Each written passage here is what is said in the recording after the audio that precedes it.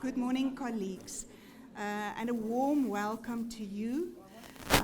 Good morning to our distinguished guests, and we acknowledge the VC, Prof. Maluleke, who is present, and the DVC, Teaching and Learning, Prof. Ben van Wyk, and all other protocol observed. Also, welcome to all of our guest speakers and our performers this morning. My name is Yolanda Havenga, and I will be the program director this morning. So we gathered here to celebrate Women's Day, a day that reminds us of courage, of resilience, and also of progress. So today is about honoring women, celebrating their impact, sharing in the joy of this occasion. We really have a meaningful program put together for you today. It's full of inspiration, full of reflection, and also celebration. To extend a warm welcome and then officially open the event, I will now invite Prof. Ben van Wyk, the DVC Teaching and Learning, to address us. Please help me welcome Prof. van Wyk. I recently made a new friend.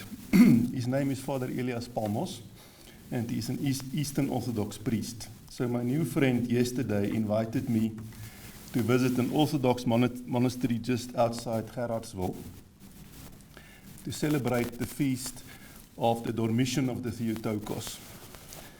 And for someone like me who grew up in a vastly different tradition, the richness of the symbolism, the art, the chanting, the liturgy, the smell of incense, created some kind of sensory overload that I'm still recovering from. Nevertheless, if you enter an Orthodox church, any Orthodox church anywhere in the world, you will notice some important things. Opposite the entrance is the altar. On the right-hand side of the altar is the icon of Christ, and on the left-hand side is the icon of the Theotokos, the woman who gave birth to Christ. The word Theotokos means God carrier or God bearer. And while I was there, I thought about today, this event, the sacredness of this occasion, what I should say to open this event. And the following dawned on me. Perhaps the Theotokos could also be seen as a symbol representing all women. And if we define the word God to include that which is infinitely good, that which is filled with infinite potential, and that which brings hope and new life, then the icon is also a symbol of what all women bring into the world. Those who, across centuries, has represented infinite goodness, resilience, the potential that women bring into the world. A salute to every woman who gave birth to hope, justice, innovation, and healing for humanity. South Africa's own history bears witness to this. Think about Charlotte Maxeke. Think about Albertina Sisulu,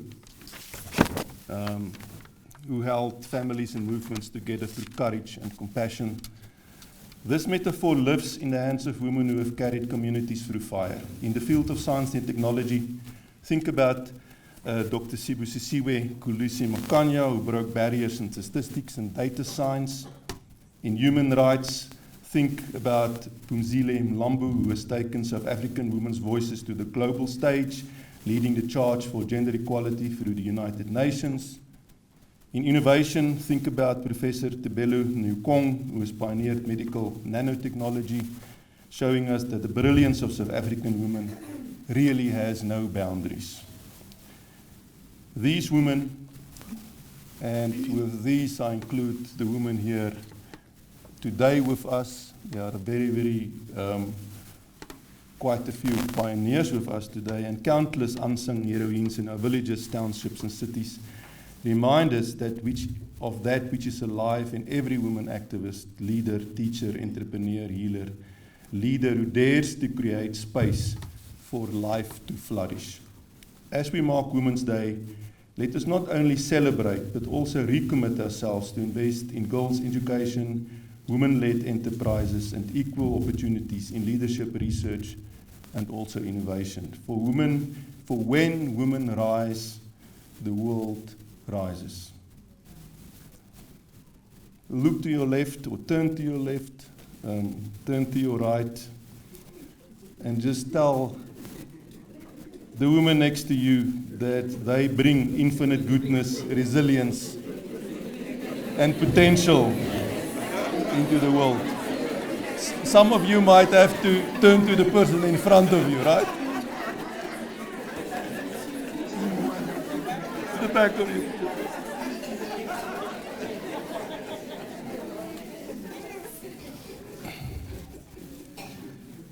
Today is a collaboration between the Faculty of Arts and Design, the Tshwane School of Business and Society, and my office.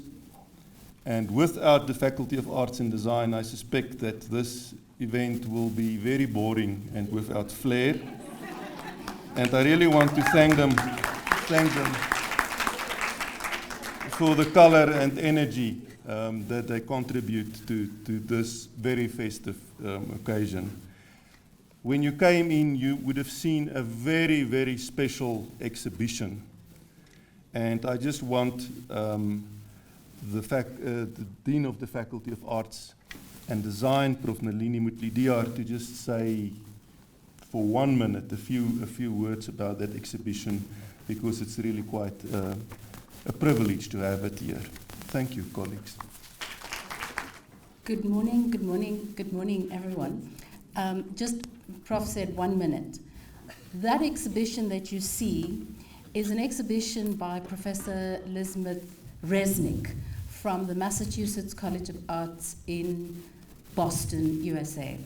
And we've collaborated with her to share this exhibition from 2024 at our Artivism conference at the CSIR.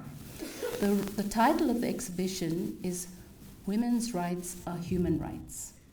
And there's a poster exhibition of 100 posters from artists across the world.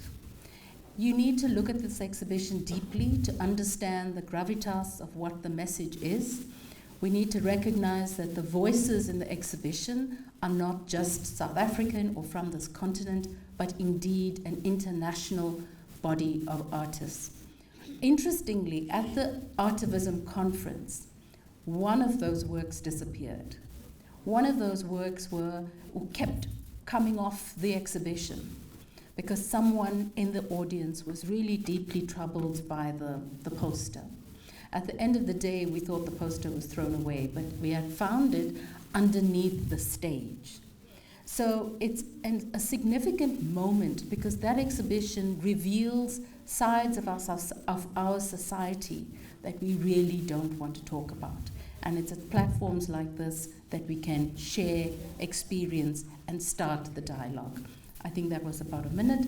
But apart from that exhibition, there's so much more that the Faculty of Arts and Design is doing to lay the foundation around how creativity addresses women's absenteeism, women's abuse, and we want to elevate that conversation today. So thank you for this platform. Thank you.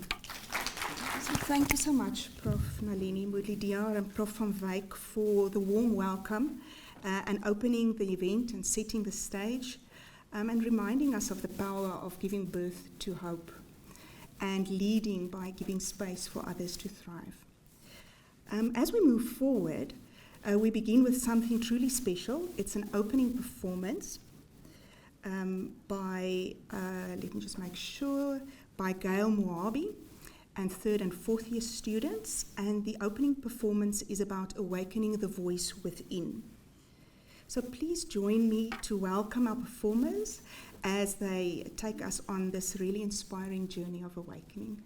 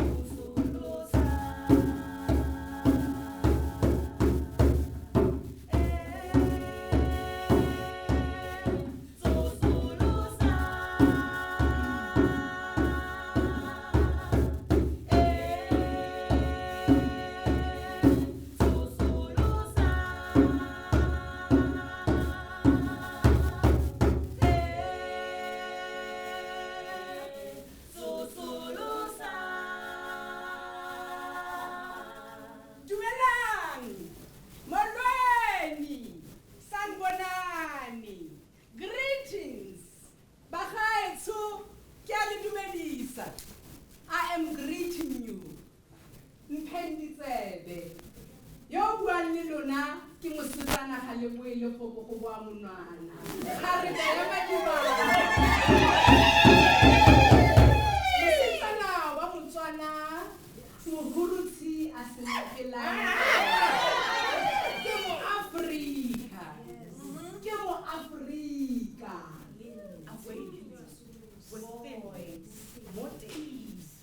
sosolosa lentswe le le mo teng.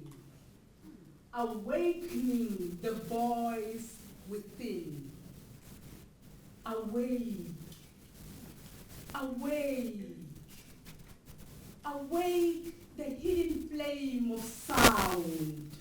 Rise, rise from the caves of silence and break the chains of silence, for the world awaits your song.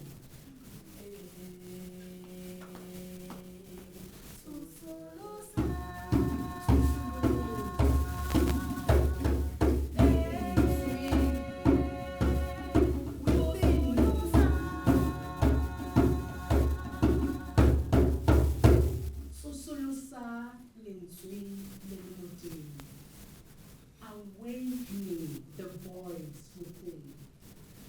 Voice within. You are power unshaken. You are truth no storm can drown. You are the river carving valleys, the wind that stirs forgetting dreams.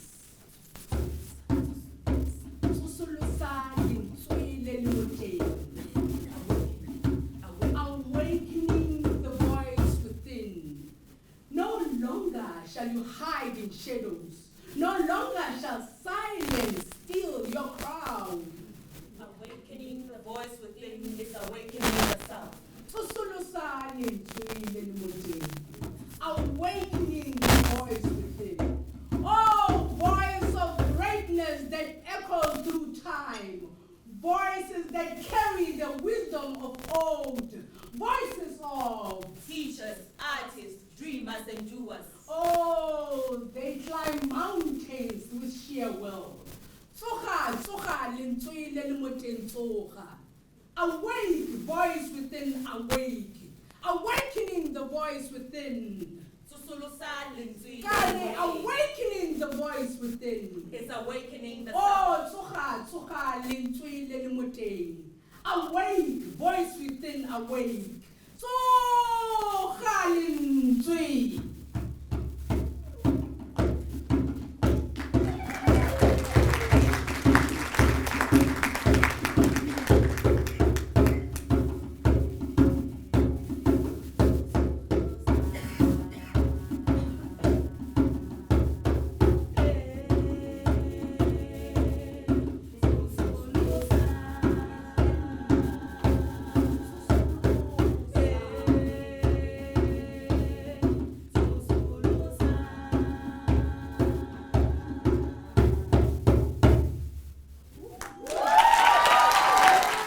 Thank you so much to our performers for that powerful and moving piece, reminding us of the importance of awakening our voice, and for setting the tone for this event. Let's give him another awakened applause.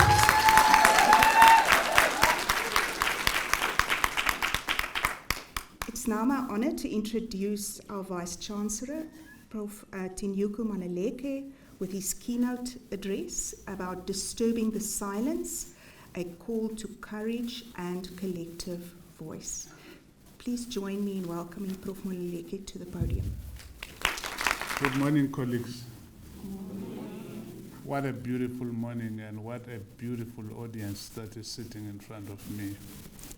I can tell you that I wouldn't want to work for any other university, and I wouldn't want to be anywhere other than here, right now, with you at this time in our country, at this time in the history of our university.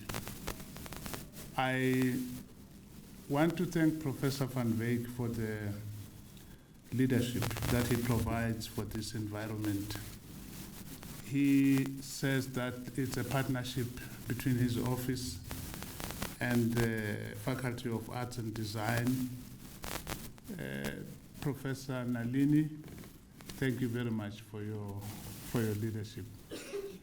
And the business school, Professor Matebula, thank you very much for your leadership. There is a member of your business school who suggests that our new graduation gowns remind her of Zulu warriors.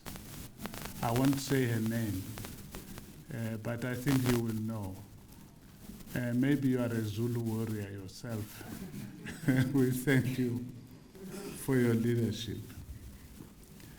I hope I will not disturb the program director if I depart a little bit from the title that's written on the program. Academically, I have been a very ungovernable person for many years. So I tend to do this thing, departing from the script. Colleagues, esteemed guests, students and friends, we are gathered here both to contemplate and to commemorate the South African Women's Month. Its significance, its meaning, and its call to action. I want us to take a long walk down the boulevard of the memory of struggle.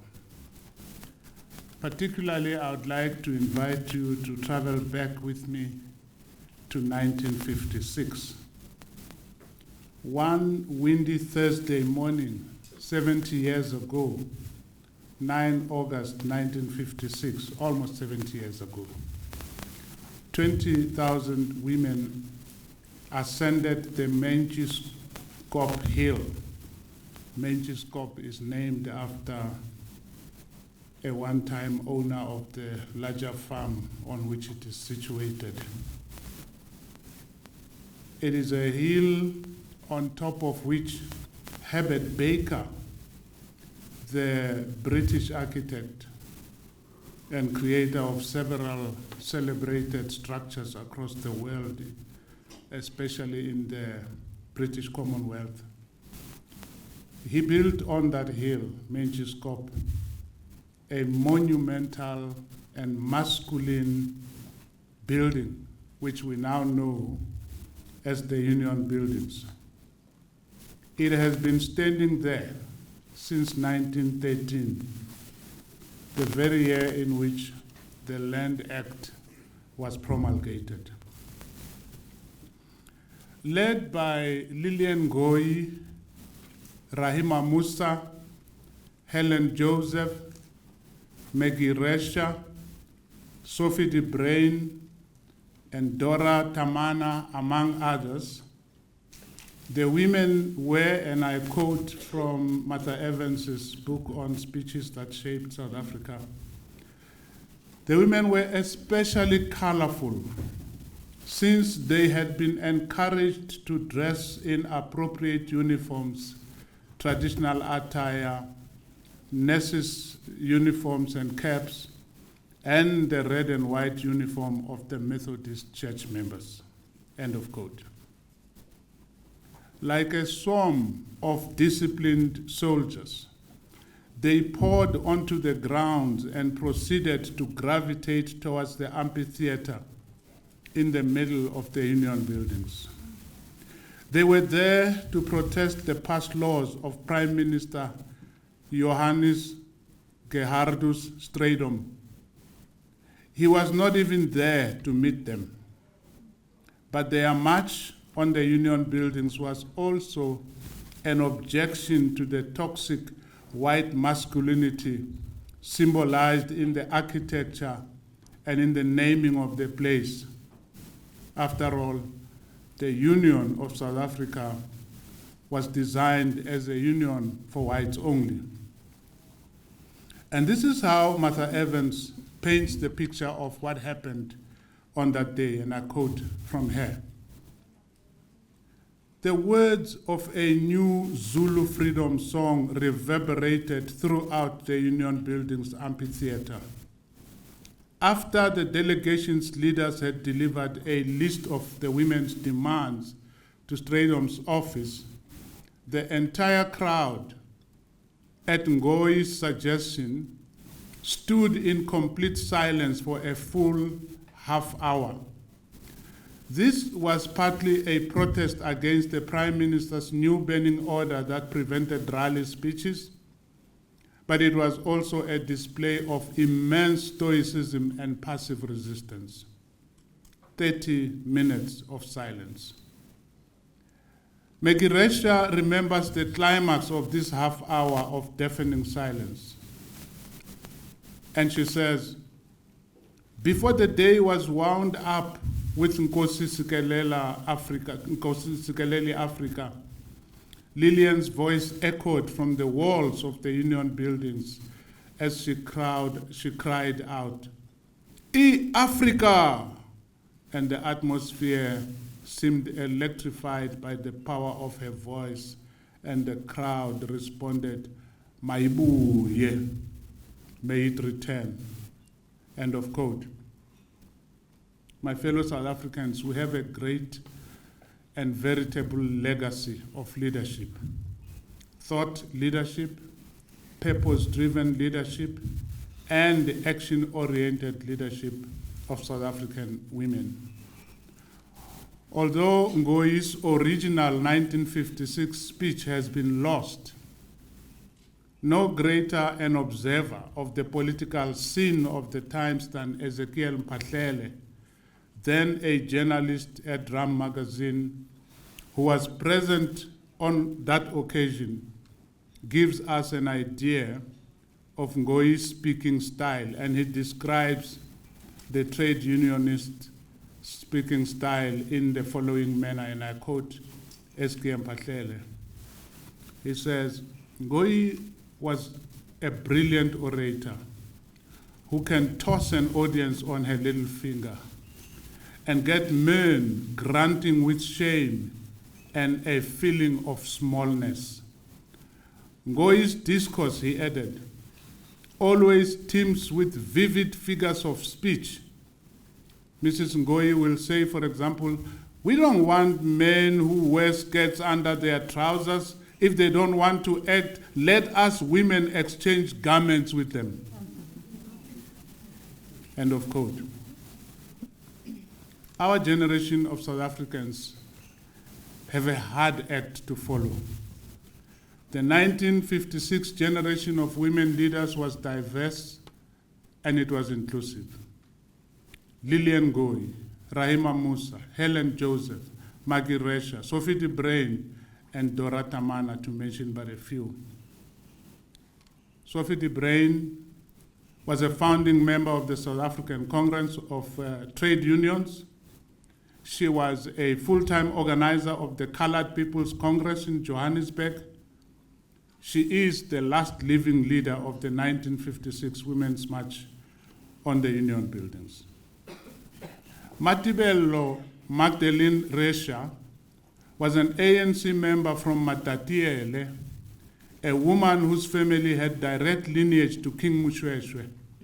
She played a crucial advocacy role for the endorsement of the Freedom Charter across communities.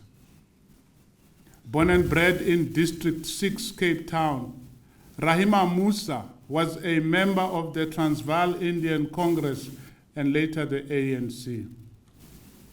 Helen Beatrice Joseph was a British citizen from Sussex in England. She was a member and founder of the Congress of Democrats.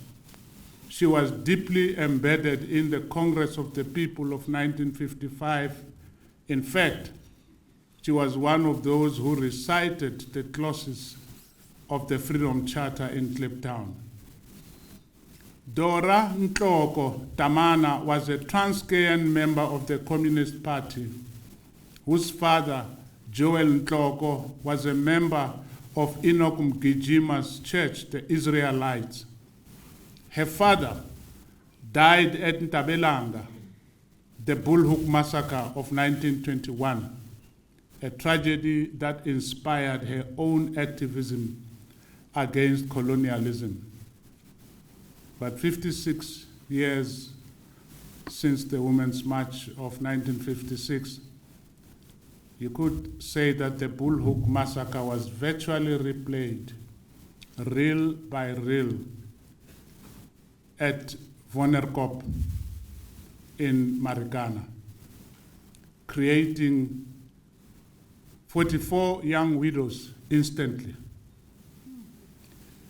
In April 1984, Dorata Mana, then 80 years old, addressed a gathering of the United Women's Organization in Cape Town, where she said, and I quote, "You who have no work, speak.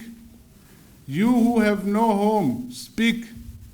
You who have no schools, speak. And you who have to run like chickens from the vultures, speak.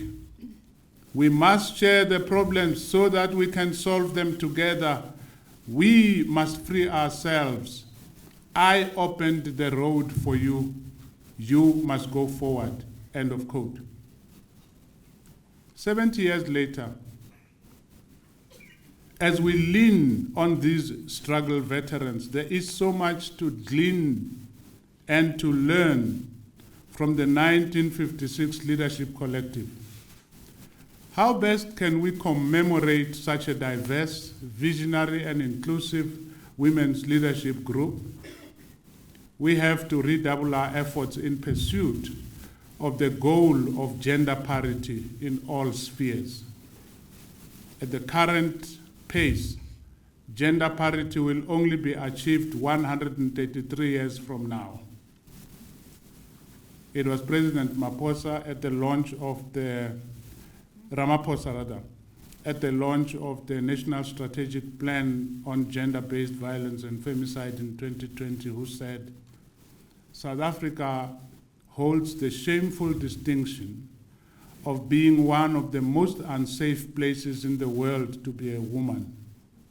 We have amongst the highest rates of intimate partner violence, and recently released data from Stats SA show that rape and sexual violence have become hyper-endemic," and he goes on and finishes by saying, "We are in the throes of a deep crisis that must be brought to a decisive end." End of quote from President Ramaphosa. Have we done it? Shall we do it? Can we do it? Can we bring gender-based violence to a decisive end? 5 years later, the evidence and the numbers are pointing in the wrong direction. A recent SRC survey showed that a third of South African women over the age of 18 had experienced physical violence in their lifetime. Earlier this week, in this very room, we gathered to discuss Nelson Mandela University Professor Phakama Ntshongwana's 2024 book titled, "Who Cares? The Plight of Lone Mothers." Born and bred in East London, Professor Ntshongwana subjects the wrong-headed policies where they exist at all, the poverty, the joblessness, and the stigma to which lone mothers and their children are exposed in contemporary South Africa. And she has been at this for a quarter of a century at least, wrestling with the plight of lone mothers empirically and scientifically.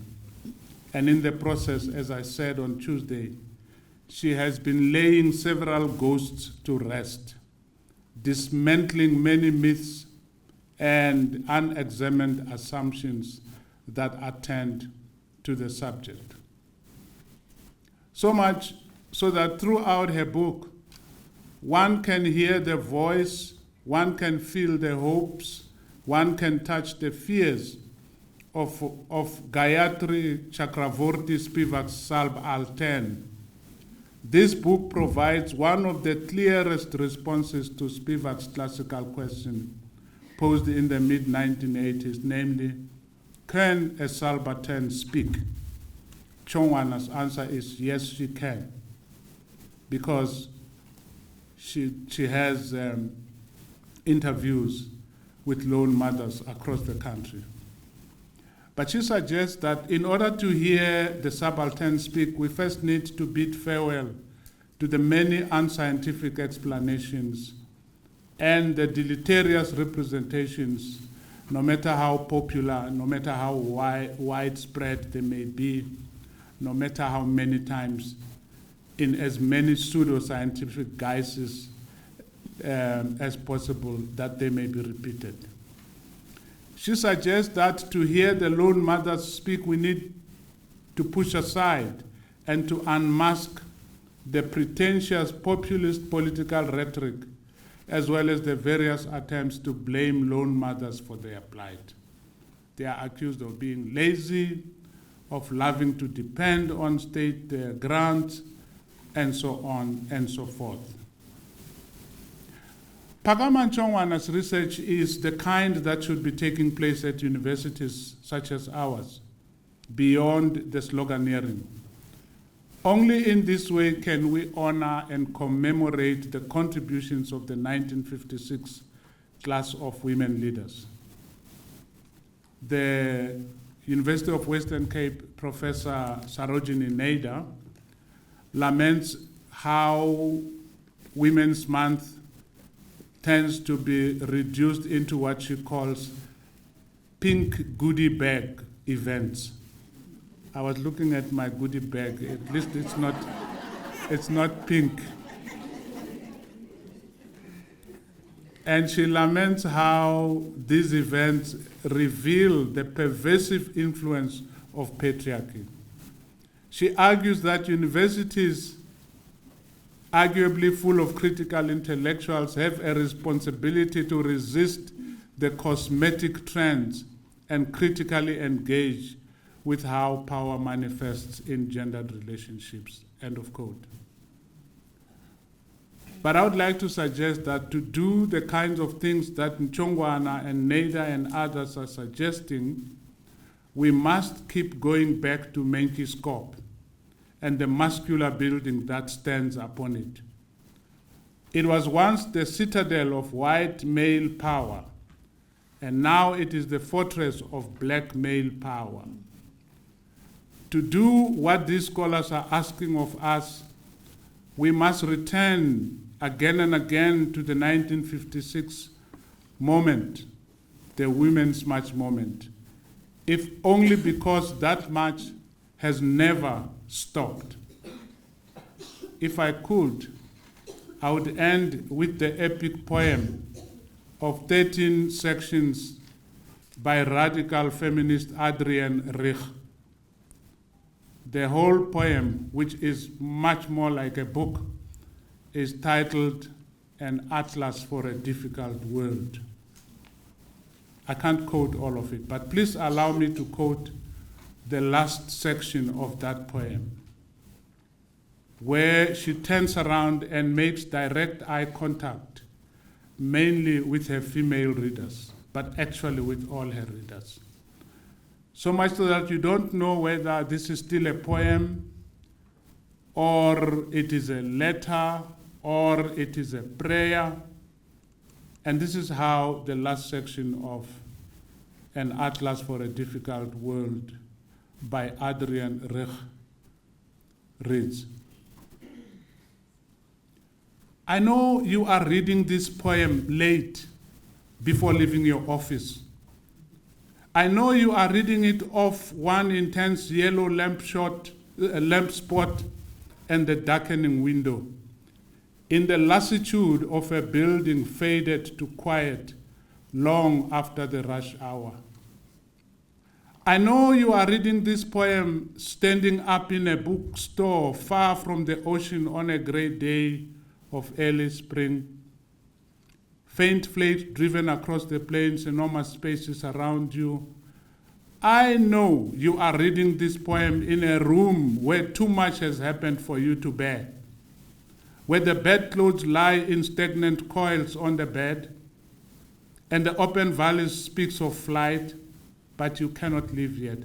I know You are reading this poem as the underground train loses momentum and before running up the stairs towards a new kind of love your life has never allowed. I know you are reading this poem by the light of the television screen where soundless images jerk and slide while you wait for the newscast from the Intifada. I know you are reading this poem in a waiting room of ice matin and meeting of identity with strangers. I know you are reading this poem by fluorescent light in the boredom and fatigue of the young who are count themselves out at too early an age. I know you are reading this poem through your failing sight, the thick lens enlarging these letters beyond all meaning, yet you read on, because even the alphabet is precious. I know you are reading this poem as you pace beside the stove, warming milk, a crying child on your shoulder, a book in your hand, because life is short and you are too thirsty. I know you are reading this poem, which is not in your language, guessing at some words while others keep you reading. And I want to know which words they are. I know you are reading this poem, listening for something, torn between bitterness and hope, turning back once again to the task you cannot refuse. I know you are reading this poem because there is nothing left to read.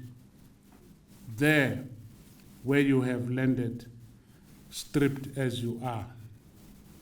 End of poem, prayer, letter, whatever you want to call it. My dear colleagues, I know you are listening to my boring speech out of duty, out of the duty you have to listen to the principal and vice chancellor. I know you are listening to me for fear of being accused of insubordination and dereliction of duty. I know. I know that you have a lot in your mind right now, and listening to my speech is probably not your greatest priority. I know that I'm asking a lot of you and that I'm rubbing it in, even when I say, thank you for listening to me. I'm hesitant to disturb the silence after Prof's address and after that poem, even though Prof ended with some humor and something lighter. Prof, thank you so much for that moving address. We appreciate the thoughtful way in which you actually applied your academic freedom and deviated from the topic. Thank you for that, Prof. And thank you for taking us back in history and bringing alive those voices of the Women Leadership Collective of 1956 and the ongoing marches also up to 2025. We will now move to our next item, which is A Voice Remembered, a tribute to Fatima Kurta. And I'll hand over now to Dr. Tessie Herbst. Good morning, colleagues. Before we continue with the program, we would like to invite you to pause for a moment with us and honor a voice that has impacted many of us in our women leadership community. Fatima Kurta's story. She was a delegate of our 2024 Women Leaders Program, is not only moving, it is transformative. It reminds us of the silent battles that many women fight and the courage it takes to speak the unspeakable. In the short video, Fatima doesn't just speak. She invites us to listen deeply, to see the invisible, and to feel the power of a voice reclaimed. Her words are a testament of the resilience of women who rise after being made to feel small, silenced, or erased. In sharing her story, Fatima invites others to do the same. So let us receive her story with the respect it deserves, as both a personal offering as well as a collective call to action.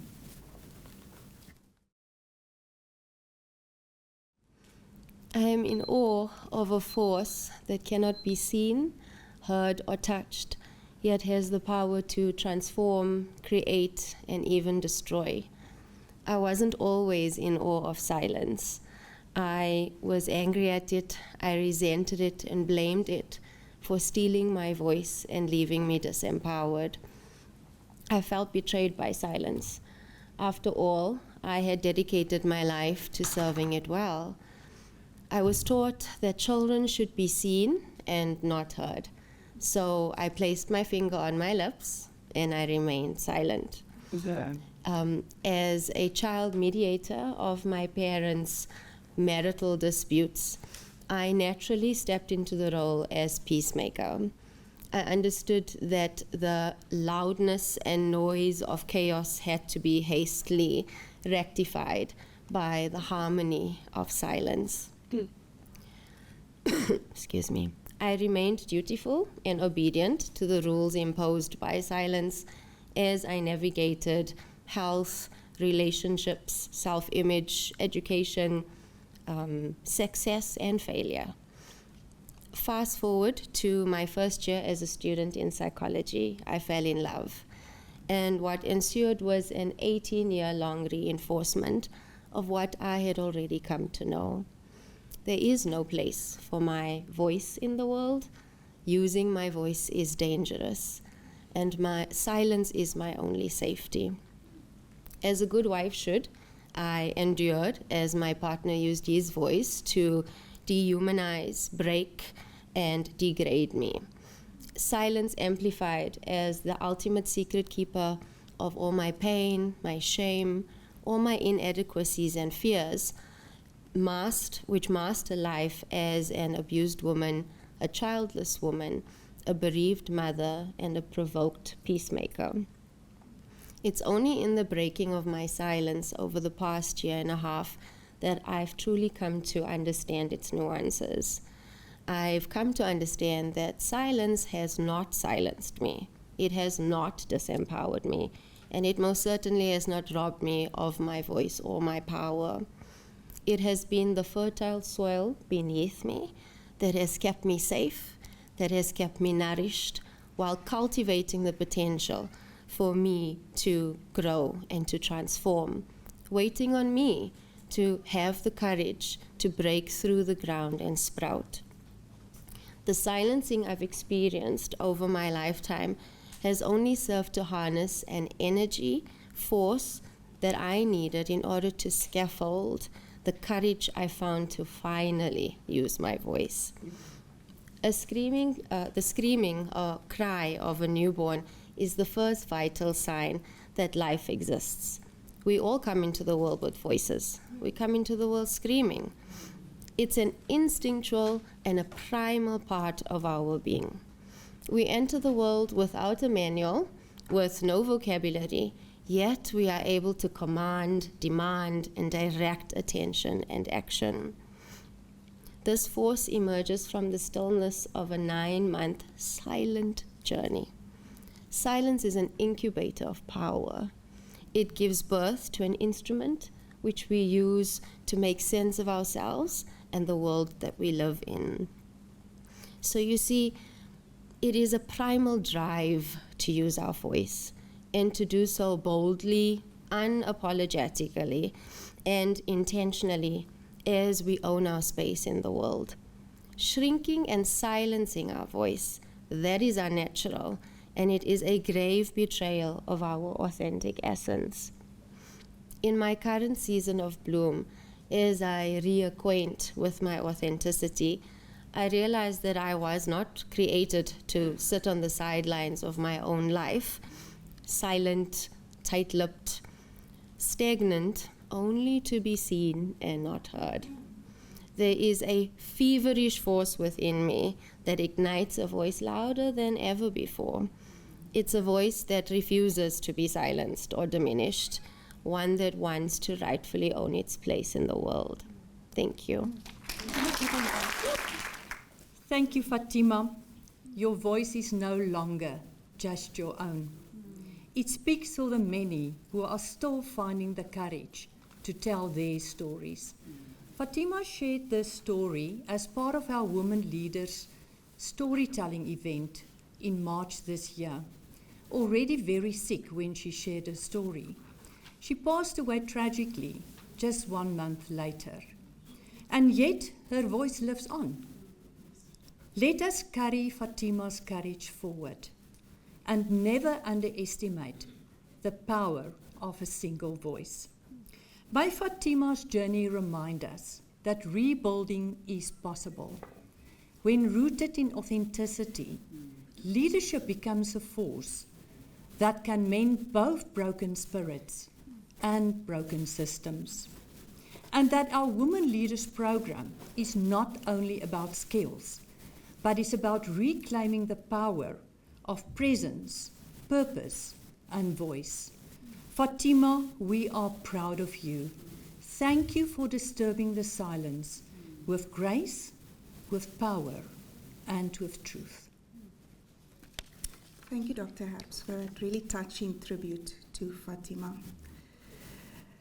We now move over to one of our keynote speakers, and that is Zoya Mabutu Mukoditua.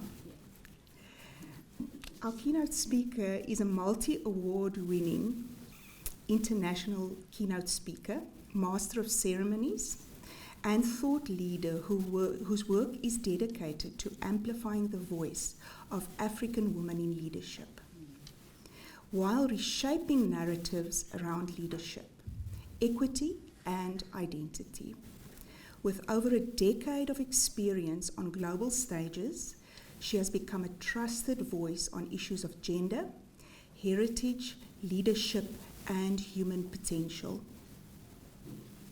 Through her speaking, Zoya challenges audiences to critically examine how society frames African women leaders, struggles, and to see heritage as a living force for transformation. She also hosts impactful conversations across platforms, bringing together communities, corporations, and change makers to confront the structural inequalities that define our time. At the heart of her work lies a simple yet powerful commitment to inspire African women to own their voice, honor their heritage, and take action towards building a more just and inclusive future. Please assist me to welcome Zoya, our guest speaker, to the podium. Uthi mandithule uyandithuthuzela, uthi mandithule uyandithuthuzela.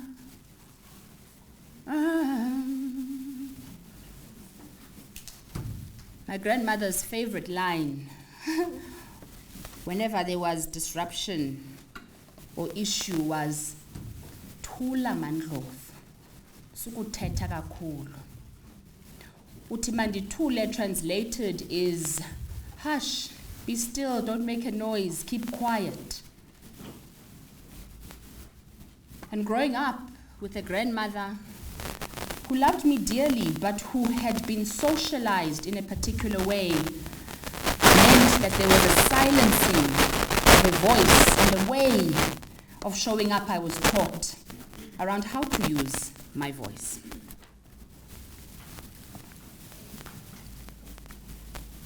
This keeps disappearing. I was asked by Tessie to tell or to take the topic of telling brave stories. And when I think about this idea of telling brave stories, I'll be honest with you and tell you that I took that topic and I thought, I don't think so. I don't. Because when I scroll through my phone, what I see is headline about a young girl being raped. When I open my social media, there's another hashtag trending, hashtag am I next? And daily we are reading statistics buried in reports that almost nobody reads. Tsegofatso, Uyinene, Riva, and many more. When I open my WhatsApp groups, I see warning, don't walk here, don't park there, don't go out after dark. Because ladies and gents in the room, this is the news and this is the noise that comes out of our country.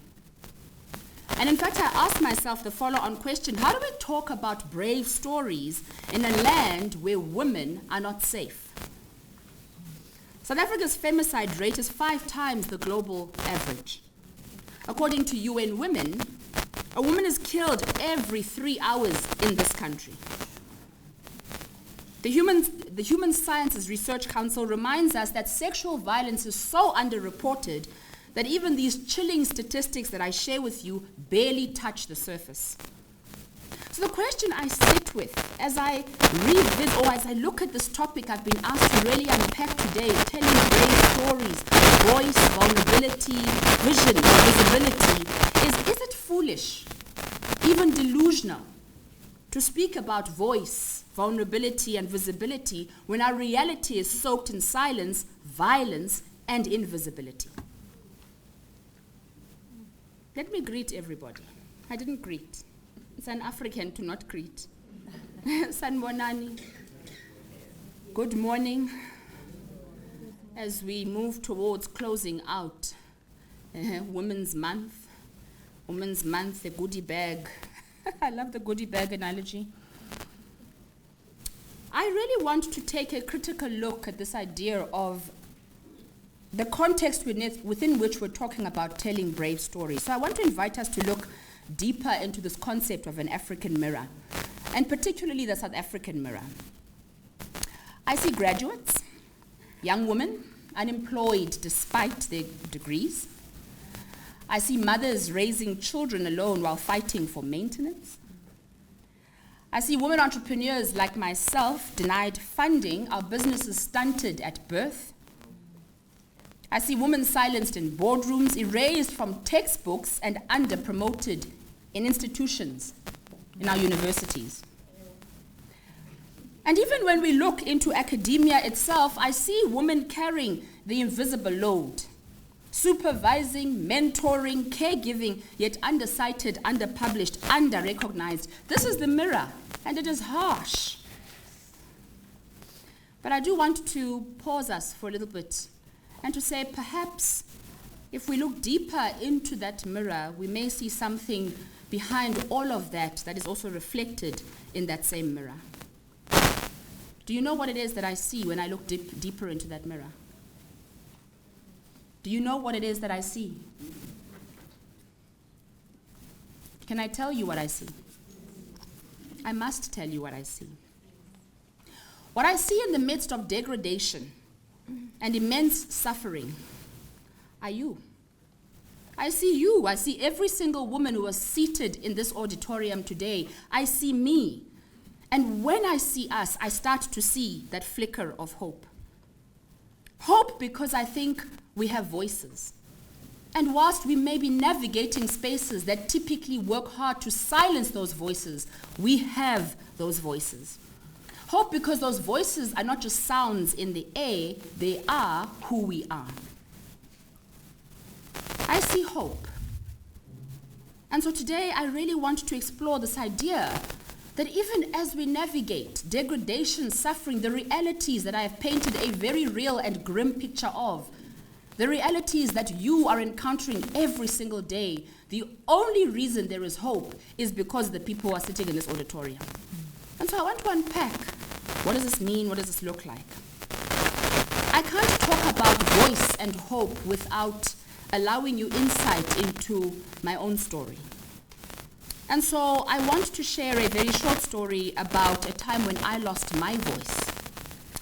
I had been working in the world of corporate for just under 10 years, and I was doing what all of us are doing, which is to try to climb that proverbial ladder, and I failed dismally. And of course, what this did to me was to have me asking hard questions about myself, my contributions, my roles. And in fact, I remember very specifically the catalytic moment that caused me to go, I don't know what I'm doing, I don't know what's wrong with me. I was in a meeting, and somebody turned to me and said, Zoya, what do you think? And in that moment, I have no idea what happened. Everything shut down, and my voice could not come out. I remember going back home after that terrible experience, reflecting on what happened. What happened? How did I come into this world of work able to raise my hand with some semblance of conviction, and yet 10 years later, look at myself, barely able to recognize myself, what had happened, what had caused this shift? And of course, I realized after dropping out, when I was sitting at home with no job, a 1-year-old or just over 1-year-old baby looking at me, that I needed to ask the hard questions. I spent a significant amount of time deciding that I was the problem. I said, something must have been wrong with me, because why am I struggling to climb this corporate ladder? Something must have been wrong with me, because why do I step into meetings? Otherwise, somebody who can express themselves, and yet given the opportunity, I shrink. What is happening? And it was through really doing this interesting work, trying to make sense of what had happened to me when I hit rock bottom, that I came to realize that there were real issues at a systemic level. That whilst on the one hand, there was the work Zoya needed to do, we were grappling with institutionalized systems that were causing women to show up in particular ways in this world of work. As I worked through my story, and through dropping out, I moved from shame. I sat in a very shameful place for a very long time, carrying the shame of not making it and thinking that something was wrong with me. And then after doing some of the work, I started to share the story. And each time I shared the story, woman after woman after woman after woman would say to me, I feel like you are talking about my story. That person you're describing, who's the corporate dropout, is me. That person who was given an opportunity in a meeting to say something and for some reason could not say anything is me. That person who has value to contribute and sits on their chair thinking about contributing but doesn't is me. And so the more I shared the story, I came to understand that perhaps brave stories aren't only stories of glory, that brave stories are also the stories that tell of our pain, the ones that reveal our suffering, and the lessons we learn when life brings us to our knees. I think it was through the act of losing my voice that I discovered what voice really means. Voice is not just sound. Voice is courage. Voice is not just speaking. It is showing up. Voice is not just what we say. It is actually who we become. And so here's what I know now. We cannot do the work of voice in this world if we are unwilling to confront our own stories and find our own voices first. This is a critical starting point when we're talking about telling brave stories. To first of all challenge this idea that the brave story is the story that sounds good. We talk about them as mountaintop moments in storytelling. We say we think we have to put out a particular story to the world. What's interesting about women, and black women in particular, if I reflect just very quickly on that, when we were growing up, I used to watch how my grandmother would endure physical, verbal, and emotional abuse from my grandfather, who was an Anglican archdeacon, very celebrated man in the community. And I would watch her posture. And her posture was, whilst there was suffering back home, it was important to step out into the community and to appear a particular way. You know the phrase, we mustn't look like our problems. You know that phrase. These are things we say sometimes with pride, that people must not really see what's going on. As a young girl, you watch that and you assume that posture. I wish I didn't put so much effort to look like this for you. I don't know how to unlearn it. I struggle with it because I come from an environment that says as women, you show up, and your show up means people must not be able to tell the truth of what's actually happening in the background. And so when we're thinking about telling brave stories, in my mind, it also is being a little bit more honest as women. I want to share another story. I'd been invited to Ernst & Young to deliver a keynote. At the time, I was highly pregnant with my second child. My husband was in a meeting somewhere in Sandton. I live in the West Rand of Johannesburg, if you know where that is. Heavily pregnant with my second child. My first was about 2.5 years old. My husband called me to say, sorry, Zoya, I can't make it in time for you to go to your speaking engagement, and so you're going to have to make a plan. What was the plan? I took both my children, put them into the back seat of that car, and I said, we're going to go to the speaking engagement. Now, because we were stuck in Johannesburg traffic, I had to think about how to distract these children. So I went for the next best thing, and I took the makeup bag that was sitting next to me and threw it into the back seat. And so you can imagine what happened when we arrived at this distinguished, very esteemed corporate world. I went to the back to get my children out, and they were covered in pink and green and all sorts of different colors. They'd obviously become quite creative with the makeup. And so I take these, well, not my 2 children. In fact, I was pregnant, so it was my 1 child in the back. And so she'd become quite creative. She was covered in all sorts of colors. And then we went into the space, and I remember trying desperately to maintain composure, because this is what we do as women, right? We mustn't look like our problems, right? When we talk about telling brave stories, it's stories of glory and stories of success, not stories of the lived realities of our experiences day by day. And so I went into that space, and as I arrived, somebody came to meet me. They looked at my child and they said, would you like us to take her? I said, take her to where? They said, no, can we take your child away? Because this is a group of corporates. You're talking to senior corporate people, so let's take your child away. Hide your child. And so I said, no, don't hide my child. Can I just have a little bit of time? She needs to just stretch a little bit. We've been caught in traffic. Can I ask that we just give her an opportunity to settle? I promise she won't disrupt. And so we went into the space. My child went and sat on a chair. She did stand up and stretch herself and all of those wonderful things. And then eventually she settled, and I went up onto the platform to deliver my presentation. And as I was delivering my presentation, midway, my child got up from her seat and came up onto the platform to join me on the platform. I could visibly see the distress in the members of the audience who were going, what is this now? And of course, because Mommy practices in the living room with this young girl, I knew that for her, this was as good as being at home with Mommy practicing her talk. So I knew she'd be quiet and she'd sit and be still and not disrupt. So this child sat on the stage and I continued to present. And just before I ended the presentation, I will never forget it, I was standing on the side of that platform, looking out at the audience, my PowerPoint presentation, beautifully put together PowerPoint presentation on. My daughter got up from the middle of that platform, came up to her mom, and did what all children do when they want their mom to give them attention. She looked at Mommy and she went like this, right? Which is a signal to pick me up. And I'll never forget how I stood on that platform. I held the clicker in one hand. I was standing like this because I'm almost due, and I had this other little baby on the side. Now that story is important, not because I was a hero on that day, but because what followed that was one of the gentlemen afterward coming to me to say, I want to acknowledge what happened for me as I witnessed what was happening on that stage. It wasn't scripted. It wasn't perfect appearing. It was authentic. It was real.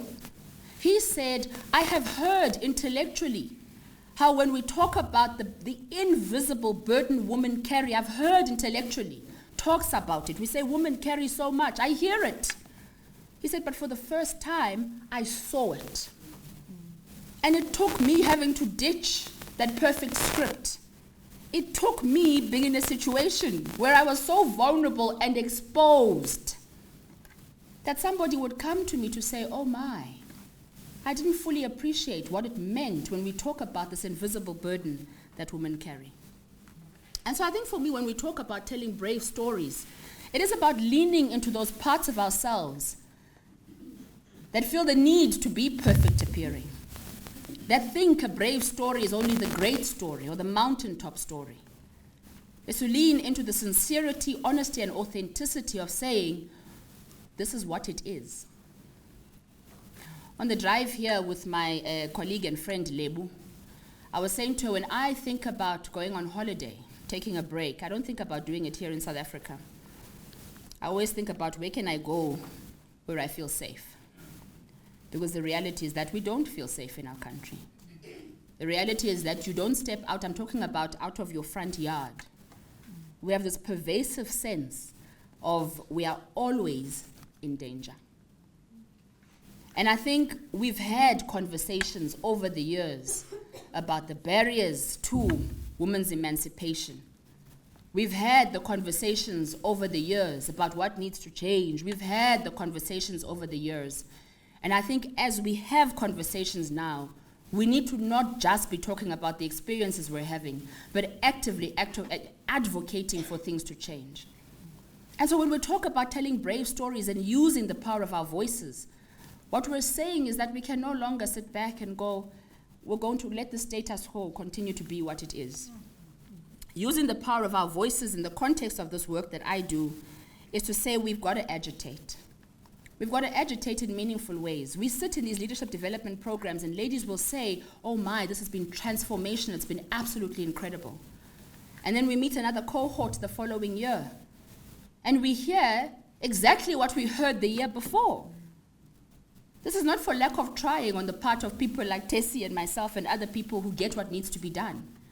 It's because these women go back into systems that remain exactly the same, systems that remain untransformed. The bigger conversations we're needing to be having when we're having these beautiful Women's Month engagements is, why are things not changing? And if they are changing, why are they changing at such a slow pace?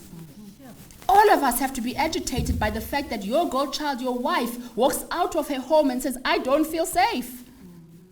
All of us have to be agitated when we know a woman comes into this institution and says, in this space, I don't feel safe. And so we've been talking for years. I don't know that we're doing enough to really move the needle in the ways that things need to move. I'm tired, quite frankly, of talking, if I must be honest. My husband yesterday, I was talking to him and I said, we're going to have a talk, Women's Month, etc. There's a host of these talks that get lined up during this time. And he said to me, he's made the observation that over the years, Women's Month has started to lose its significance. He says, over the years, I've seen how people are fatigued over this month. We're tired, you know why? Because things are not changing at the pace and the rate at which they need to change. Something needs to be done on a very drastic level. I want to go to this idea of the 1956 Women's March, because when I think about them, I think about a group of women who got to a point where they said, Kwanele, it is enough. When I think about the symbol of what that march represents, we quote them verbatim, we quote them. We quote what they did. I don't know that we understand seriously enough what that moment represented. It represented a time when people said collectively, Kwanele, it is enough. That was the voice. I'm moved deeply by the 1956 Women's March. 20,000 women carrying their personal struggles, mothers, daughters, workers, dreamers, and they wove that into a collective act of courage. I've shared the story with some of the ladies in this room of having the privilege to meet Mama Sophia Williams de Bruyn. And of course, we know that she's the last surviving leader of that historic day. And I asked her, I said to her, Mama, what made you so resolute? What gave you the courage to stand when the risks were so high? And she said it was commitment to a cause. She said it was commitment to a cause, and she said it was personified in that fist held high.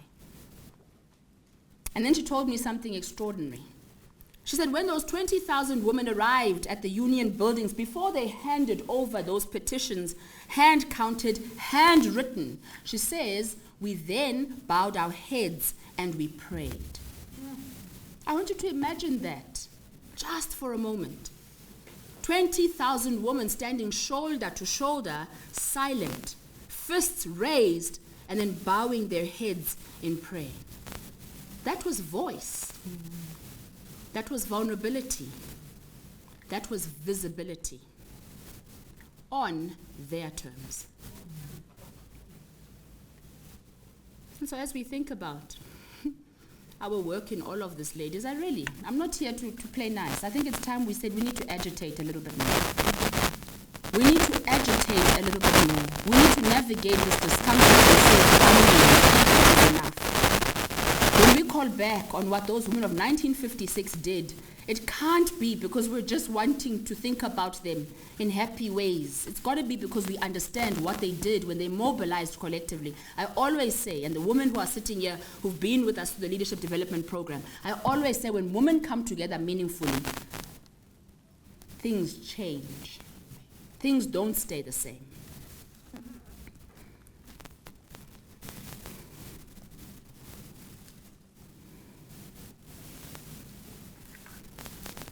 And so when we think about today and some of these brave stories, I think we do have brave stories that live in many places. I have the opportunity to venture into the arts sometimes, and I see brave stories living in poetry and music. I see brave stories in activism and community. And there are some brave stories that live here in academia as well. I think every woman who publishes her research tells a brave story. Every young scholar who refuses to silence herself in a seminar tells a brave story. Every professor who's sitting in this room who pushes against gender bias in her faculty tells a brave story. And so even as we wrestle with the statistics that we know, statistics that tell us that women make up less than 30% of published authors, even in STEM fields, even as we wrestle with the reality of the underrepresentation of female scholars in leadership positions. I did a little bit of research again where I had a look at this institution and I said, okay, I want to see, and I'm looking at my leaders who are seated here today. I said, I really want to see if we are speaking truth to our commitment to supporting our women as allies. And I think you are doing great work. I'm looking at you, sir. You're doing great work in terms of that. But I think the reality is that our work is not finished, but our voices are here. I said, for me, when I look at that mirror, beyond what is presented superficially, I see every single woman who is seated here. And so our voices are here. And we've got to think about how we use those voices to drive for some of the change that we want to see. Maya Angelou once said, there is no greater agony than bearing an untold story inside of you. Our own Professor Dineo Qola reminds us in her work on rape cultures that brave storytelling forces society to confront its silences. And so today, I want to call for what I'm going to name a brave story renaissance. A brave story renaissance, in my mind, could be a movement of sorts. And it's a movement where we tell our truths with courage, where we embrace vulnerability as a strength, where we demand visibility not as a favor, but as a right. You have a right to be seen. You have a right for your voice to be heard. And so we have a responsibility to use our voices, not only for ourselves, but to understand that we're fighting systemic barriers that remain our undoing. So voice is visibility. And visibility disrupts unjust systems. This is a time call. Is it time? Okay. And so voice is visibility, and visibility disrupts unjust systems. We saw that in 1956, and we see it in every movement since, where people decide that they will no longer keep quiet. And so as women, I think for me, we know what happens when we come together meaningfully. It's that continued call for us to collaborate. When women come together meaningfully, we actually become the revolution. I've seen it happen countless times in the sessions and the opportunities I've had to work with women. There's a wonderful concept called forming islands of sanity. So islands of sanity, and it's a beautiful concept by organizational design guru Margaret Wheatley. And she says, change does not happen overnight, and neither does it happen in kind of large or massive, big ways. It doesn't happen that way, and particularly the kind of change that we're looking for. She says that change happens when we can form small islands of sanity, people who get what needs to change and who are committed to that cause. And so our work is to say, how do we form those islands of sanity? And it is when the efforts of those islands compound that we then see the change happen at a systemic level. I think as women, the tendency trying to navigate patriarchal structures is to want to replicate what we know will bring us success, to drive for competition over collaboration. And so I think what we're also being invited to as women is to think about how to lead with the feminine. What does it look like to actively push for collaboration over competition? We're told collaboration is a more feminine trait. Competition presents as a more masculine trait. What does it look like to engender cultures where we prioritize listening alongside the skill of speaking up? What does it look like to prioritize rest and regeneration over the kind of insane productivity that is making everybody sick? And so we're being called to really think about, when we're saying we're advocating for change, we're wanting to disrupt the system, are we thinking about what replaces the thing we want to change? And I'm putting forward that we need to think about what does it look like to create environments where we embrace a lot more of those feminine attributes and allow them to become part of a reimagined world of work, a reimagined institution of learning, a reimagined country of living, a reimagined continent, a reimagined world. We have to be willing to do that work, to say how can we foster or bring about or inculcate or include those feminine ways of leading. And of course it requires that we're proactive, not reactive, and have the assertion that we will be heard. So when I started, I asked you the question, telling brave stories. And my initial instinct was, why do we tell brave stories? What's the point of telling brave stories? But I think for me it is important that we tell brave stories. We must tell brave stories. Asinakuthula ilizwe lisonakala. We cannot keep quiet as the world collapses around us. So we tell brave stories because they're not just stories of glory, but of pain, of suffering, and of the lessons that make us whole. We tell brave stories because our voices are not decoration, they are power. We tell brave stories because vulnerability is not weakness, it's the birthplace of our courage. We tell brave stories because visibility is not vanity, it is liberation.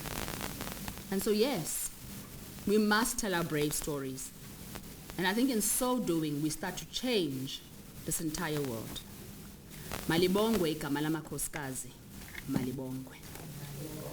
Thank you. Thank you so much, Zoya, for that very, very powerful address, and really holding up the mirror for us there, and your example of how to reflect and confront that reflection in a very brave way, being honest and authentic. Thank you so much. We are now going to go over to a creative interlude by the Faculty of Arts and Design, I think just to bring us back into the space and calmness. And it is Art as Voice, Creative Resistance and Expression. And this will be by Ntabiseng Motsepe. So please help me to welcome Ntabiseng.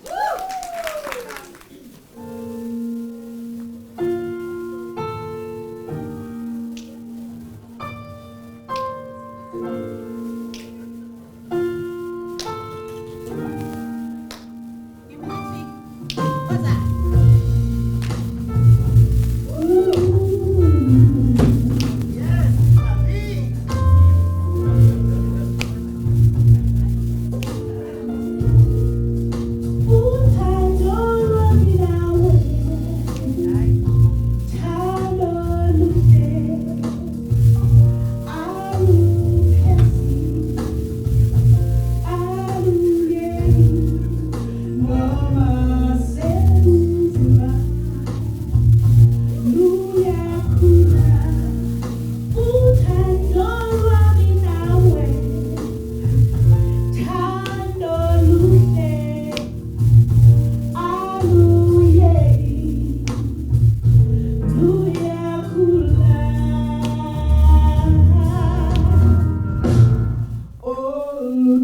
This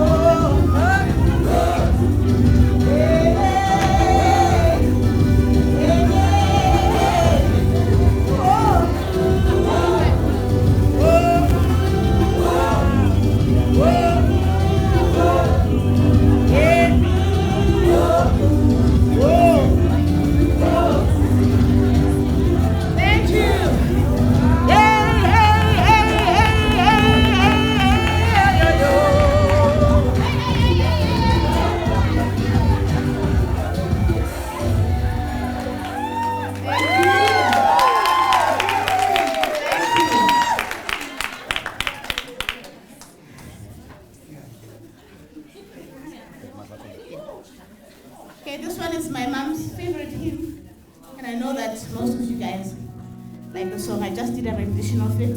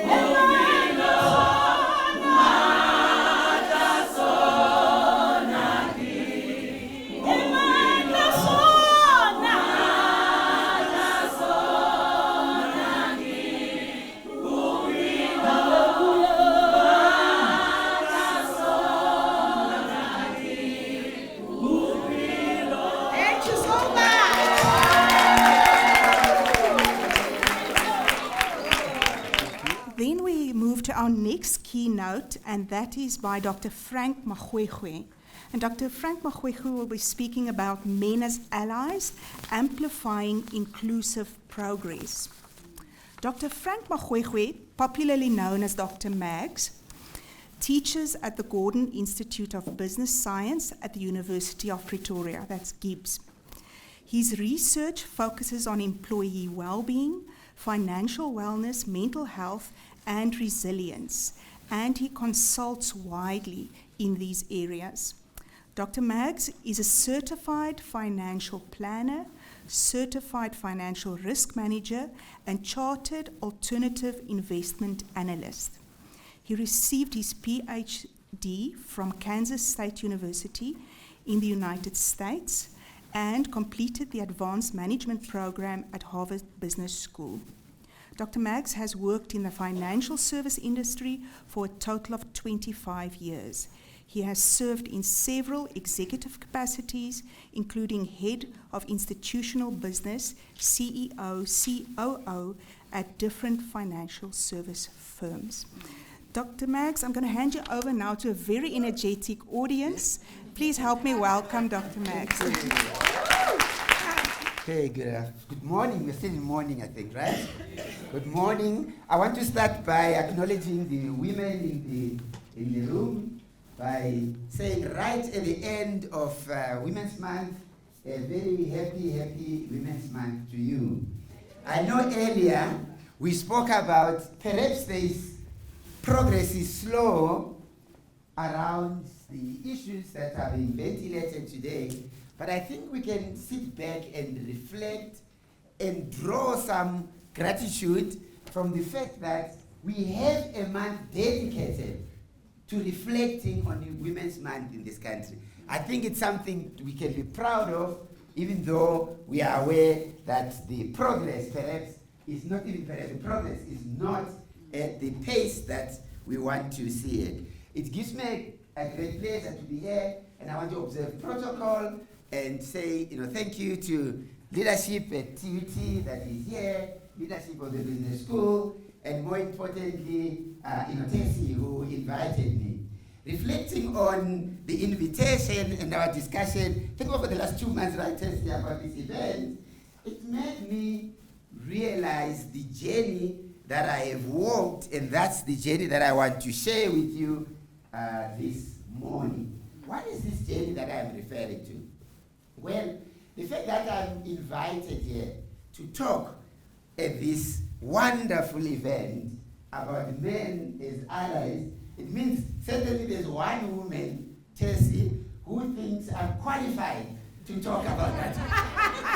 Right? There's someone who thinks I'm qualified to talk about that. I have been invited before to other events such as this one, and it has given me over the years kind of this sense that I am qualified to talk about men as allies because perhaps people know, have heard me sharing kind of this journey that I've walked that got me to here. So I'm going to share that, and hopefully you see a couple of elements that have come out since we started this event this morning. So where do I want to begin? I want to begin to tell you a little bit about myself, because I don't think you can understand a person if you don't, you can't understand a person well if you don't know a little bit about themselves.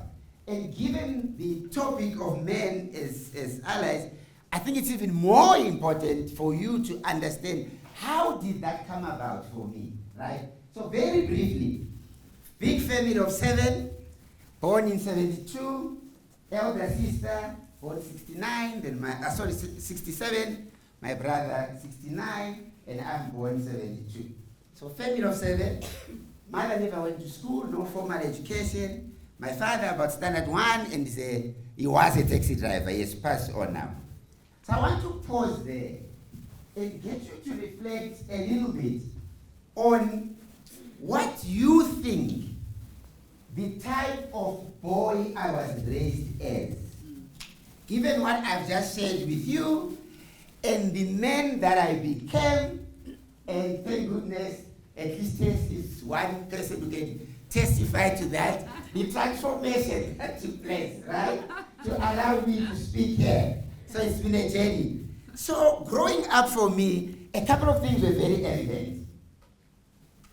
Number one, sadly, my father, who wasn't drinking when he married my mom in 1966, they got married in 66. Then my elder sister, as I said earlier, born 67.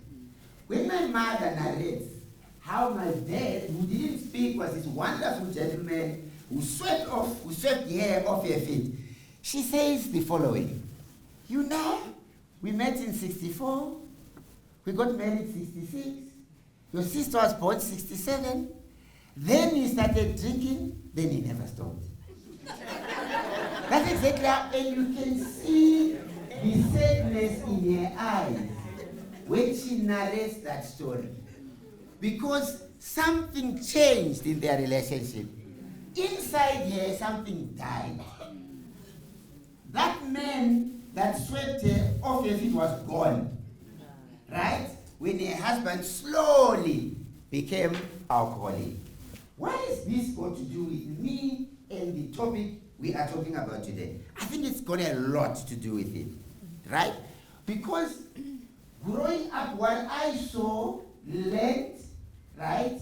And remember, we sometimes in spaces such as this, we like using big words, like how I was socialized. It's just a big word of saying, how did I learn to navigate life as a young person? And we all continue to learn to navigate life as we grow up, right? So a couple of things for me. One, no one needed to tell me. I saw it all the time. The man had total dominance over my mom. There's no other way to say it. She did not work. She had to say, please remember, before you go to work, to leave us money for bread and milk. If he didn't, then there was no tea, because there's no money. Right? Number one. So I kind of observed this dynamic. Then I later observed my mother trying to empower herself by having a little bit of a spaza shop, you know, by, for example, going and get what you call them chicks, growing them, and then selling brailers, right? Just trying to empower herself, learning to knit, for example, a little bit of a garden at the back of the house. For me, again, if you use this language of socialization, as a young person, it was observing someone trying to be, I didn't have the language I'm using today, but I was observing someone trying to be a little bit independent, right? Then we move further, as anyone would know, if there's a caregiver who's struggling with alcoholism, often you witness violence, verbally and otherwise.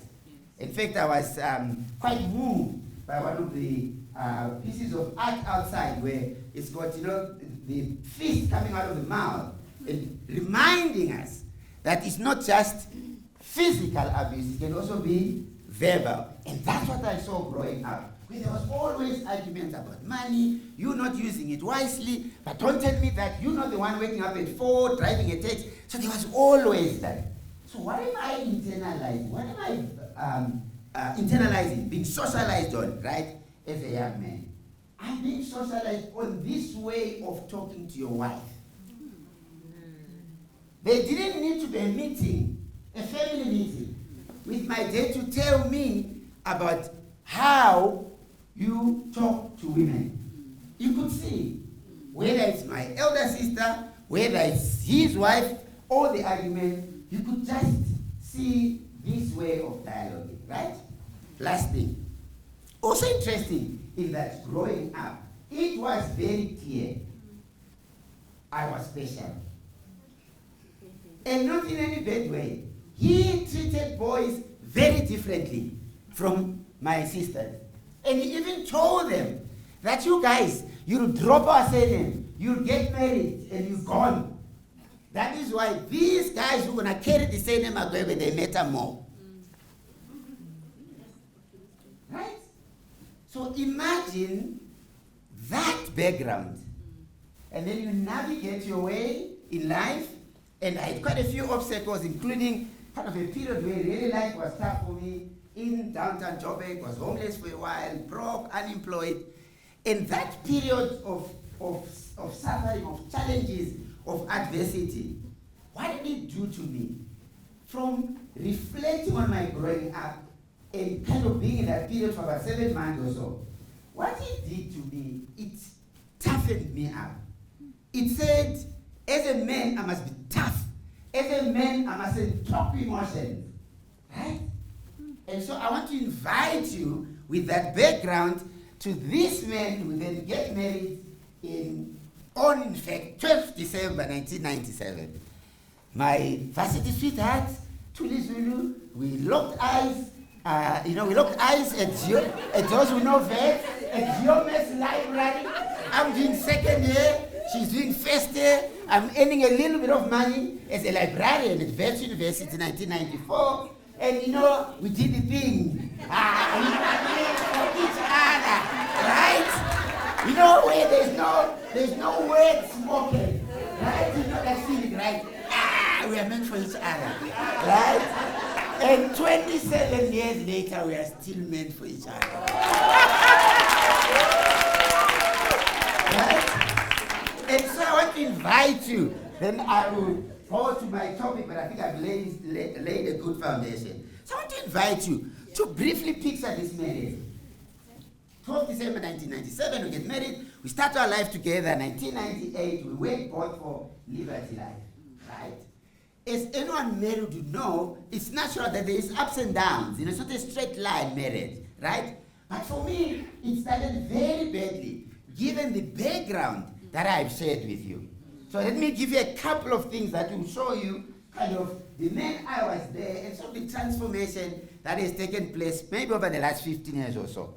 So the first thing that I noticed, remember when growing up, if I was naughty, my mom would hold me and beat me, and if I'm crying more, she would say, "Usakala food." Yeah. We say that, right? You cry more, just take it like a boy, then I'll stop.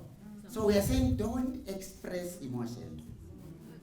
It's not because she was a bad person, she did not know. That's the raising kids that she knew herself, right? She's still alive. My dad passed away. She's 82 this year, right? She would say that. Now picture this. One day I come from work around March 1998. I get to a little flat in Braamfontein, Clifton Heights, and I see my wife is crying. Well, I've just got in there. I'm sure it probably doesn't have anything to do with me, right? Because I've just come back from work. I've just arrived. Can't be me. Can't be me. I've just arrived. So, picture the following. So I say, "Ukalelani," so nicely. "Why are you crying?" At the beginning, "So why are you crying? Hello, love, why are you crying?" And then she doesn't answer. Right? And she cries a little bit more. I say, "I'm getting worried now. No, tell me, why are you crying?" And then she's just crying, she's not answering. Now remember I said what my mom used to do if I cried when I was getting a beating and being homeless, broke, and being toughened up by the streets. I didn't know at that time. Crying was a big trigger for me. I felt people only cry when there's real things. Someone has died, then you cry. You can't just say, we are crying. For what? What are you crying for? Right? What are you crying for? So picture this man newlywed. I'm saying, why are you crying? Why? So first I'm trying to ask nicely, right? Why are you crying, love? But I don't know, it's a trigger. My voice is going up. Why are you crying, love? And then there's no, and now I'm going to, can you just tell me why you're crying? This is a true story. Can you just tell me? And I'm sure some men may identify here. I've said that story to many men. Right? And I see notes going. I even have last week I gave a similar talk. Someone says, asking for a friend. And they ask questions about their spouses or partners' lives. So they know men would identify with that. So I'm triggered. I'm irritated. Right? I wanted to stop. And it took the better part of 1998 to learn that it was her way of expressing emotion, frustration, at work, something has happened. I don't need to demand to know now why you are crying. And eventually, you actually make it worse, just leave me alone, right? Because I want to know, and the picture I'm trying to paint is this. We had earlier around silence, right? And sometimes in silence there's a message there. It was a problem for me to just say, how can you, I want to help you solve the problem. I'm action oriented. Just tell me who's Sophie, then you won't cry. But it wasn't that simple, right? Okay, so story number 1. So quickly go to story number 2. Somewhere also in 98, it's truly a miracle that we've been together for 28 years. With the beginning, right? So here's another story, right? And then I'll read them together for you. So here's another story around this idea. So I feel so ashamed when I look back, this type of man that I was in, I guess that's what I knew at the time, right? I vividly remember, fast forward, we've been married for about 4 years, 2002, I'm working at Deutsche Bank, my wife has her own job at Red Mountain Bank, and for some reason, having seen how my dad controlled the money in the family, I felt, yeah, money was my money.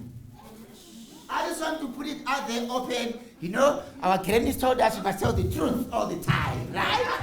That was my view at the beginning. It's my money, right? We married, but I must decide what you're going to do with this money.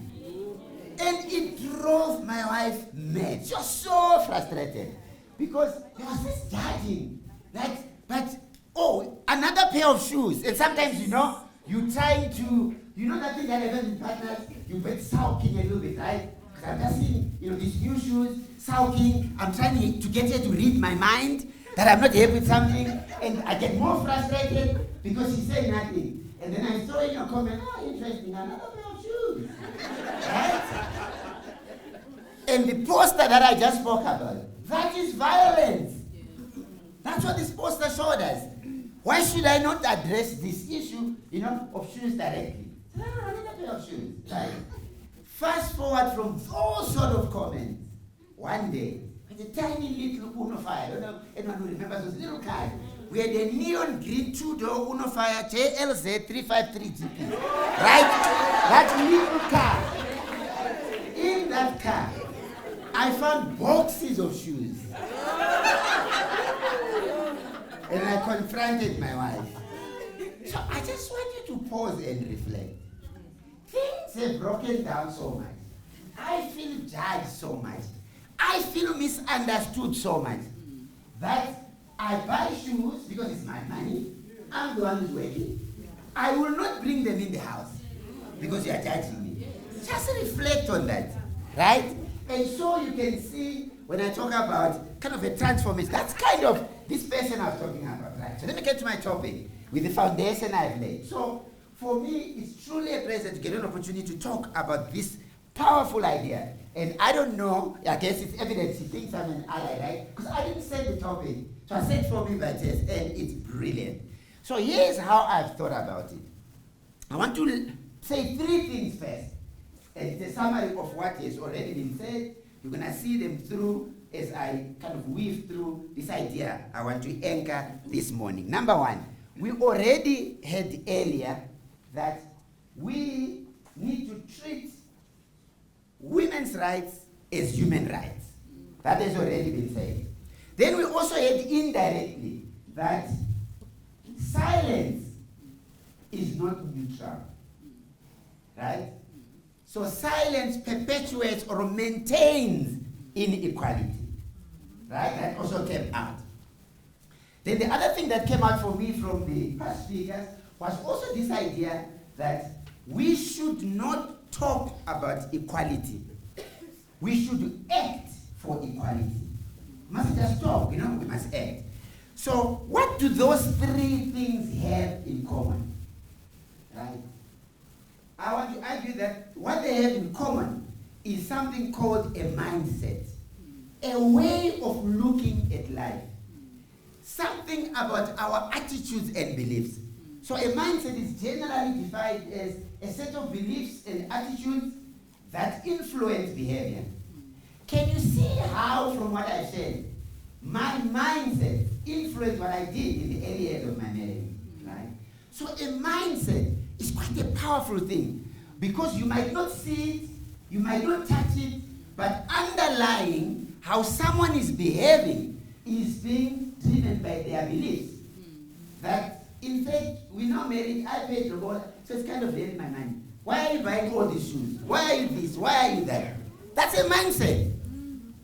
Mindset. I don't like people crying for nothing. They must cry on the real things that happen. Why are you crying? So the question is, do you know your mindset? Because you've got more than one. You could even have a mindset around women's man. That, you know, it has become commercialized, and that's a mindset, right? So, I'm going to talk about a concept called an ally, right? What is an ally? An ally is an individual who advocates for a cause among marginalized individuals that he's not part of that group. He's not necessarily part of that group. So if you take in this context, I'm a man, but I'm an ally, right? To women, at least according to Tessie, right? So, ally, right? That's the way. So what I've done is this. M, right, is for mindset. So we've talked about a mindset. So I want to build on that, and you see the themes I want to bring out. So ally, you know how to spell ally. So I've added M, and I ran my life over the last decade and a half with this idea of Mally, M-A-L-L-Y. Mally, meaning I ask myself, am I an ally? It's like a little shorthand that I created for myself. Am I an ally, right, for women, for marginalized communities? Let's go to the A. What do I interpret the A? For me, the A is about action. What we spoke about earlier, that it can't be about you conceptually have this idea of equality. What exactly are you doing about it, right? So, on the idea of action, so to say two things. One, we know a lot of things as human beings. Almost every human being I know at least has a knowing doing gap.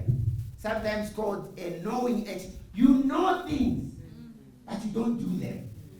Right? You know stuff, but you don't act on them. I want to give two examples that illustrate. You heard in the Bible, there was a point where I was chief operating officer at Momentum Wealth, and I want to share an experience, this happened around 2011, that when I look back, I'm ashamed. Right? In other words, I did not take action, as I believe now that silence perpetuates inequality. So I'm CEO of the business, I'm chairing an EXCO meeting, got about 13 people on this executive committee. One of the people is Craig. I shall not mention his name, is my product actually. We're having a heated meeting around just we're not performing well. We're not performing as well as we should as a business. Right, so that's kind of the context. In the Ndumi, my head of marketing, right, she says, we're doing the best that we can as far as others are concerned, and you know, it's the sales team that's not doing a job, and she really puts a strong argument, you know, around just don't blame marketing. Right? So picture this, EXCO, I'm on the head of the table, Craig is somewhere, you know, around the table and Ndumi. Craig says the following, and remember, I'm chairing the meeting, I'm a senior person in this meeting and in the organization. Craig says, Ndumi, stop, you're just talking nonsense. Is it that time of the month? Do you see how everyone has responded? Totally inappropriate. Do you agree? Yeah. I am ashamed to tell you. I heard that. I was stunned. I couldn't think, what do I say? And what did I default into? Silence. That's not action. That's not being an ally for equality. We have to speak and say, whoa, we must stop the meeting. What you have said, how do you think it has landed on the... Okay, let's just dialogue on what you have said. Right? There is also a mindset, right? And so I'm driving the point that often on a journey such as I'm narrating, one is ups and downs, and one of them is looking back and thinking, my goodness, I should have acted, right, in that instant. So I want us to reflect as we do caregiving, right, our boy child, as they are often called, in all these spaces that we are in. Do we stand back and act? And remember, act might just be trying to dialogue and find someone's mindset. So if you look at some of the things that are being shared or said in our media today, just mention two. So for example, we are aware of Judge Benenge and the whole issue that's going on. Right? A whole judge says, you know, No didn't mean no because he had to try harder. Right? And I'm not commenting on the merits of the case. I'm just saying those things we must address them as society if you're going to make progress. Therefore, whilst not necessarily addressing, the right and wrong of this case, are we having that dialogue with our boy children? No. It means no. It doesn't mean try harder. Are we having that dialogue? Because that's exactly how you saw my socialization and the journey, that I had to walk to deal with that. So that's A for action, right? Let me go to L quickly. What does L stand for? So the first L, I'm saying listen actively. And I want to again confess, I didn't always listen actively to my wife. And in fact, the first decade, we were both working. She was helping grow my career. To my mind, I did not participate in caregiving. I was working hard. I'm socialized. I'm the man. I'm the one who must move quickly up so that I bring more money. So I wasn't really sharing the duty in the household. Do you share the duty fairly or equitably in the household as a man? Right? Two, and most importantly, are we socializing our boy children around that concept? Because that is what will lead to change, right? So for me, listen with empathy, listen with understanding, listen with I want to take action. Often, I caught myself when, you know what, can we just have a takeaway because I'm really tired, I don't want to make a meal. To me, it was, this is just an excuse. Me, I don't want to just quickly make a meal. The person has already told you. You know what, I also have a day to wait, long day to wait, I'm tired. Can we just do a takeaway? And I'm like, okay, I'm not hearing, I'm not listening. Nikatel is the message. And I said, no, but I don't want to take away. Just quickly make us something. Right? Listening actively, right? That's the first L. Lead with example is the other. And that's what I've tried to do. Really, over the last decade and a half, and some of the work that I do, I'll just give one example. Lead by example, and what a privilege it is that I teach MBAs at Gibbs, and I often find myself teaching corporate finance, and I remember the silence in that meeting when Craig said the wrong thing, and I vowed that I will not allow silence anymore. If I'm going to be an ally, I mustn't allow silence. So let me quickly tell you a story that happened in one of the class to just talk about leading by example. So corporate finance, math is numbers, a little bit challenging. And then a woman asked a question just around kind of how do you really calculate this, explain the formula and without kind of boring you with the details, right? Which appeared to, these are 80 MBA students, executives, people moving up the corporate ladder, right? And then I haven't had an opportunity to answer. This gentleman thinks it's a silly question. So he says, but how can you ask such a basic thing? You see, this really shows how you guys, he's pointing to the women, how you guys struggle to get maths. This is a senior person in an organization, in my class doing an MBA. So I had a choice. Am I here to talk about gender, incorrect perceptions that are wrong, and mindsets, or I carry on with my class because I have a lesson plan? I must finish my content, right? Having learned from the previous experience, I said, this, Dr. makes the opportunity to lead by example, right? So I said to the gentleman, let's just repeat what you said.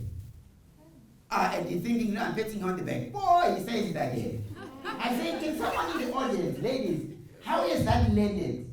How do you feel about what has been said? Next 20 minutes of dialogue around stereotyping. What is so strange and so disappointing about the end of this discussion in a corporate finance class was this. The gentleman says, okay, I want to have the last word in this heated debate that was happening. He then says, well, I don't know why, but listen to what he said. He says, and he was putting his foot into it. Maybe he was aggrieved by the feedback that he got, right? He wants the last word in. I said, no, you're going to get the last word in. He says, well, I heard all these viewpoints. I just want to tell you that that's what you believe. Me, I say what I've just said to my sister, to my sibling. They don't have a problem with it. Good people, I want you to realize, do you see how hard stereotypes are? Beliefs and attitudes around ability of women in this sense broadly, we can say in the world of STEM, right? This is an executive. These are his views. There never be women in his team, right? What's happening there? I also want to add, as I close, another theme. Often we hear this very interesting concept. You may have come across it. It was popularized by Kobe Bryant, the late basketball player. And he used to talk about dad, girl dad, right? Girl dad. I'm a dad with only girls, right? And we heard earlier, from the vice principal that sometimes there are these concepts we must challenge because there's no evidence behind them. This idea, it tries to claim that a man who's got only girls is an ally, he has favorable or okay views, towards women. But I've just told you how I started, and now I can tell you, I've got 2 daughters, 21 and 24. They were very much alive as I was going crazy in the way that I've described. It is a lie. There is no evidence backing that up, that someone who's got daughters, is a good man towards women. That is a whole lot of nonsense. It's a myth, right? As I close, what does the Y stand for? So we said M is this idea around mindset, right? A is action, L is leading by example, the other L is leading, listening actively. Y is your commitment. For me, it's about in spaces that I occupy to say, what is my commitment to gender equality in my classes, in my consulting, in my work? And it goes back to where we started. So I'll close off on that. My commitment, and the commitment we should all have as men, if you're to be allies, one, is to remind ourselves. Let's not be mind readers, please. Let's listen actively to the voices that are marginalized in the room. Let's not say we know what women want. Yes. We know what women leaders want. We know what a girl said. How do you know? Did you ask them? Number one, right? Number two, I go back to the idea. We should act on equality. That's my commitment, as opposed to speaking about equality. Finally, commitment that I use every day to say to myself, silence is not neutral. Silence perpetuates inequality. So now we will move to our next speaker, and that is Professor Nalini Moodley-Diar. She's the Executive Dean of the Faculty of Arts and Design, and she will address the art of progress, owning our place at the table. Please help me welcome Prof. Nalini. Good morning, good morning. After the music and Dr. Frank's presentation, I hope you don't fall asleep on me this afternoon. I'm not going to be able to do what he's done. I'm not going to be able to do what our wonderful singers have done. But all protocols observed, and a good afternoon. I think it's afternoon now. Yeah. I was just listening to Dr. Frank, and I realized, and I'm sure many of you have too, that in Women's Month there's also men. The word women has men. The word she has he. So the onslaught of being a woman means, in fact, that we have to carry both genders with us. There are more genders, but we have to carry him as we go along. As we go along, not only is he in her, but he also appears when we start our life as menstruation. He's there too. And then the trauma of menstruation stops and hits us with menopause. And there he is again. So as we celebrate or bring to the conclusion Women's Month, I think it's important that we reflect on the value women have in society, in that they need the allies, but they are embedded in us, in how we define ourselves. He, her, same thing.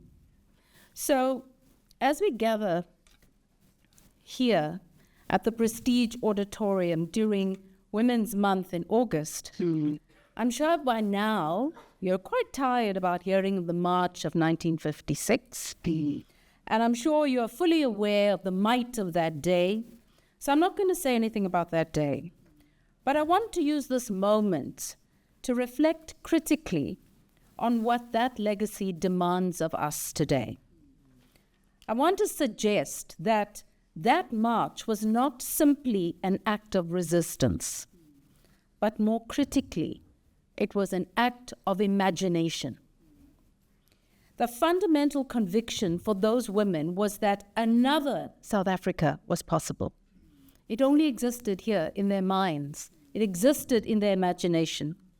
So in the spirit of imagination and creativity, I must thank Dr. Herbst for inviting the Faculty of Arts and Design to have a creative presence here today and showcase artivism, the intersection between art and activism, as we embrace it in the faculty, and I hope you enjoyed the showcase outside and you will enjoy the music inside.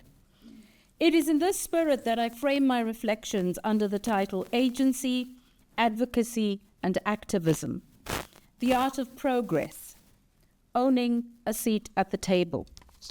There it is. By now, almost all of you have surely heard of the importance of having a proverbial seat at the table.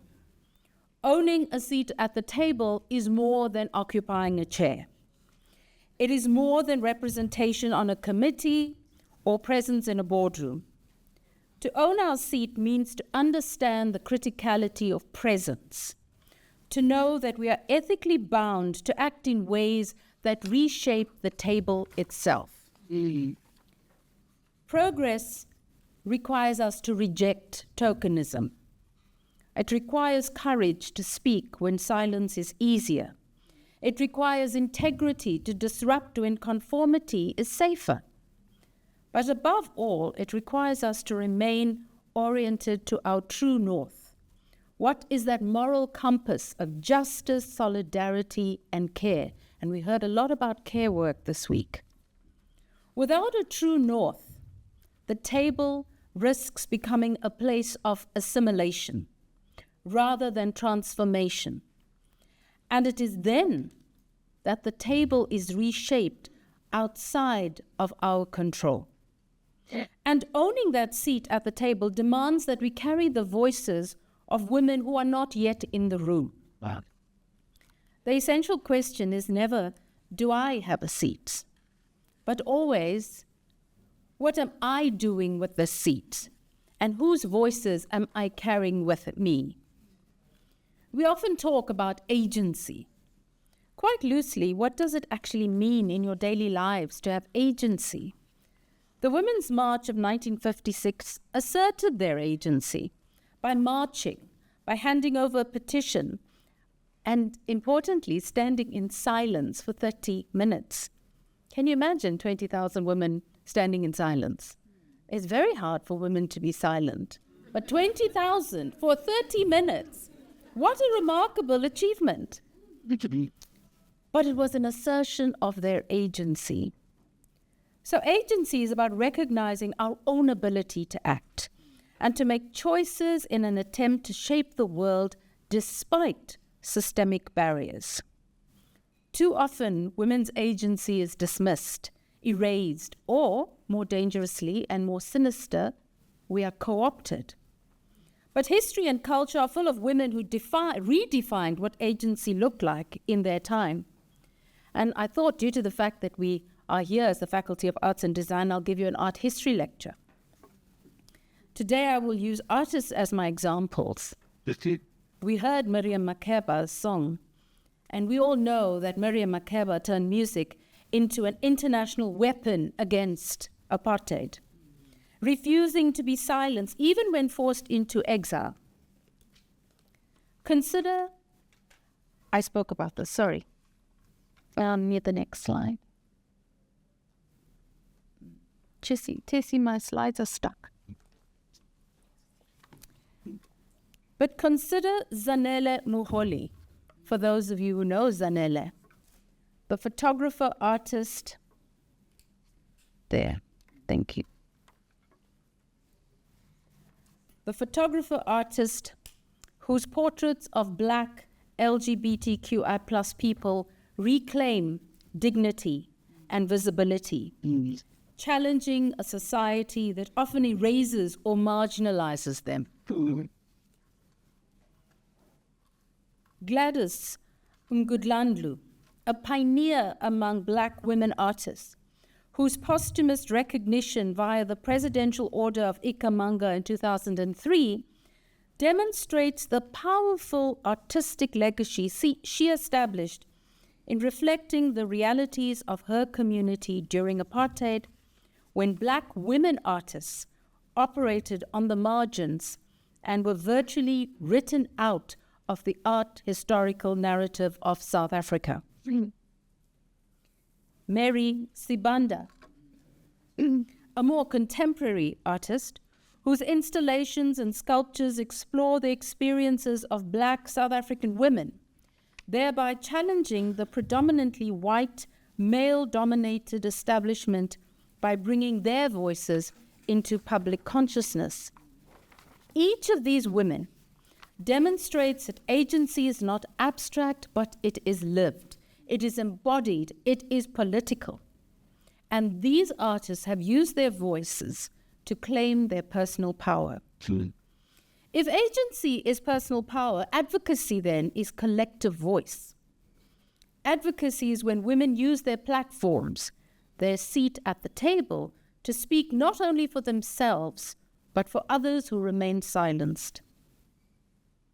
Kenyan artist Wangechi Mutu exemplifies this by creating hybrid, fragmented female figures in her collages to subvert stereotypes and portray the complexity of the Black female body and the Black female identity. In doing so, she is advocating for gender equality through challenging the exploitation of women's bodies in society. Her work as a global voice raises awareness and encourages collective action towards a more equitable future. And we see advocacy also in the storytelling of Gina Schlope, whose theater and oral traditions amplify women's histories that formal textbooks left behind. But we cannot speak of advocacy without confronting the urgency of gender-based violence in our present moment. The recent judicial tribunal that's playing out on live TV like reality TV involving Judge President Benenge has starkly revealed how patriarchy persists even within the highest echelons of our justice system. That a senior judicial figure allegedly, although he's admitted to almost everything, allegedly exploit power through the sexual harassment of junior staff and then attempt to veil that behavior and justify it as cultural practice in an indictment on the structures meant to protect women. This comes at a time when the recent crime statistics show a rise in sexual offenses, with thousands of women and children and girls reporting rape, sexual assault, and sexual crimes, not to mention this horrific South African scourge of child rape and child murder by the hands of our parents, who are supposed to be their custodians of love and protection. These are not abstract, colleagues. They are lived experiences. They are lives that are interrupted, dignity that is violated, and futures that are stolen. If we are serious about owning a seat at the table, then part of that ownership is the responsibility to rupture silence, to confront complicity, and to insist that no institution, TUT included, no person, no space, or community is above scrutiny. Advocacy requires courage to confront institutions, cultures, and practices that normalize exclusion. It requires women at the table to speak up, even when your voice is trembling and your heart is pounding in your chest. Activism. Activism is the bridge between agency and advocacy. It is the decision to move beyond our own voice, your individual voice, and towards collective change. In South Africa, we are all too familiar with activism that has been carried out not only, though, in marches and petitions, but also, as you've seen outside, in the creative sphere, and as you see on the screen. From Makgabu Mapula Helen Sabidi, whose portrait's outside, her art explores women's resilience, to Tracy Rose's provocative performances that challenge racial and gender hierarchies, to the activism of Sindiwe Magona, whose creativity gives language to women's daily struggles, we see how art can be weaponized against silence and invisibility. These are acts of activism, what we call in the faculty artivism, because they disrupt the normalization of violence, poverty, and exclusion. They insist on imagining alternative futures. But if we are to speak honestly at TUT and as researchers and academics about agency, advocacy, and activism, the power of imagination must urge us to speak with urgency about our curriculum. Higher education remains one of the most stubborn spaces of silencing. Too often, women are missing, not only from the table, but from our textbooks, from our reading lists, from our lectures, our canons of art, design, history, literature, science, engineering, law, and education. We must ask, which women are written out of our curricula? Whose voices were deemed peripheral? Whose stories are silenced?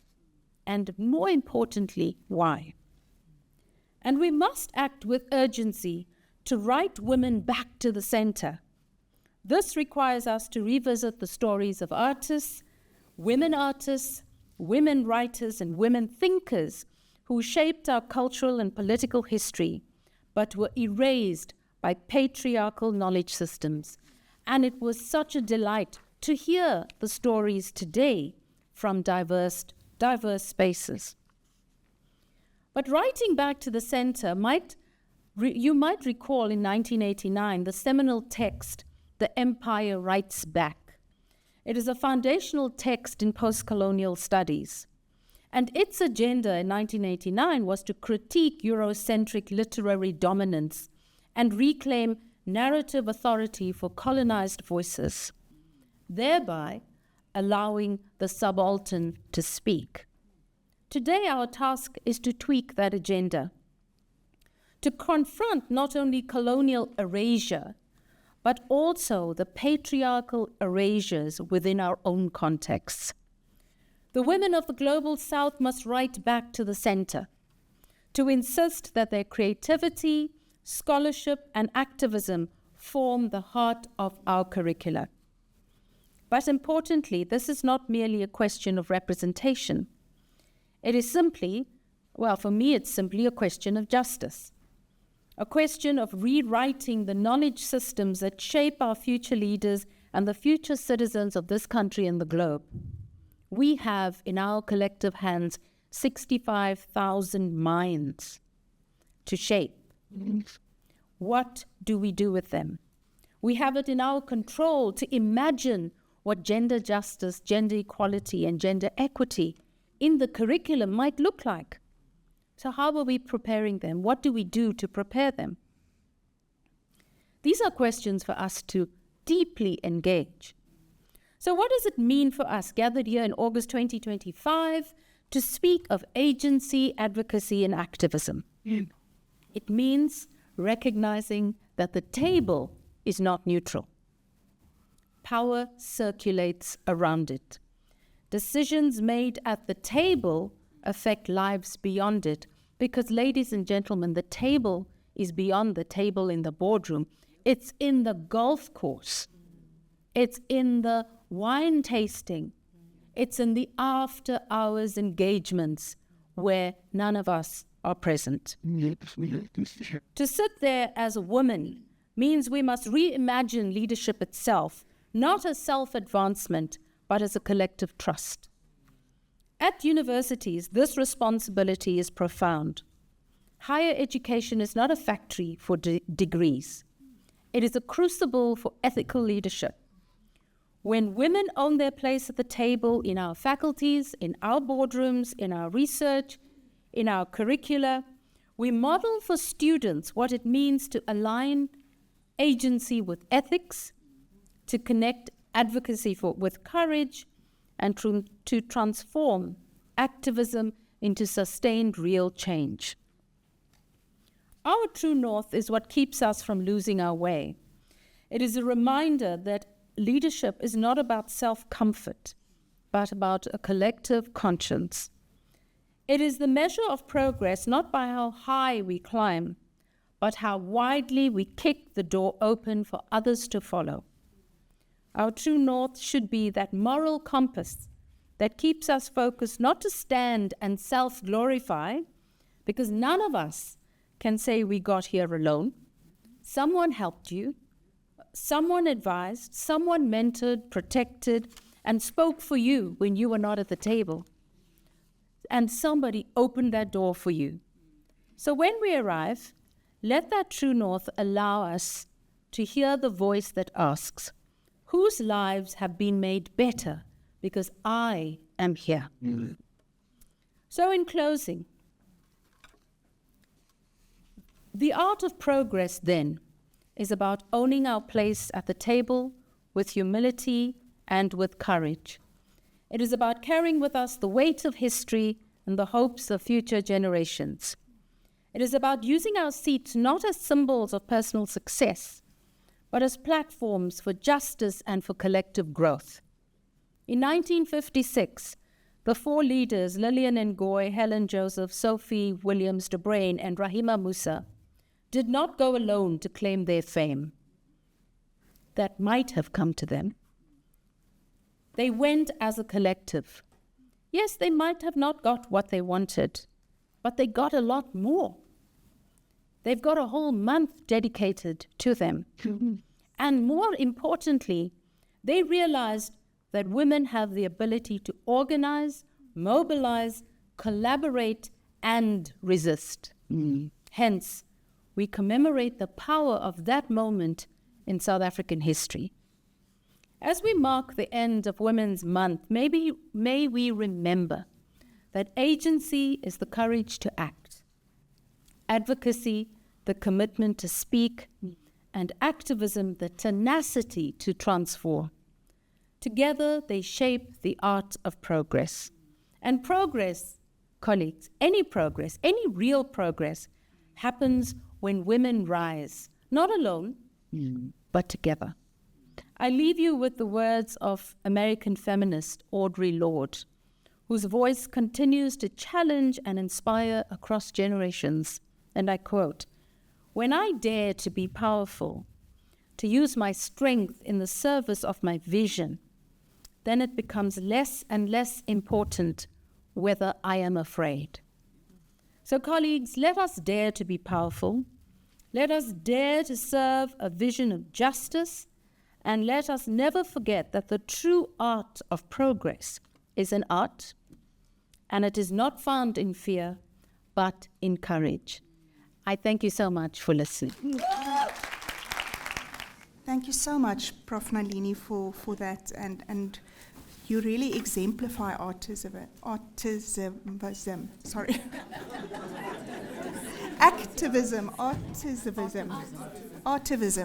Apologies, colleagues. Activism. by you really speaking honestly and unapologetically about the role of women at the table. Thank you for that. We will then move to the ending ceremony by the Faculty of Arts, and that is Voices United, a collective call to accelerate progress. And that will then be conducted, it's a choir, conducted by Mhlabe Buthelezi. Let's welcome them.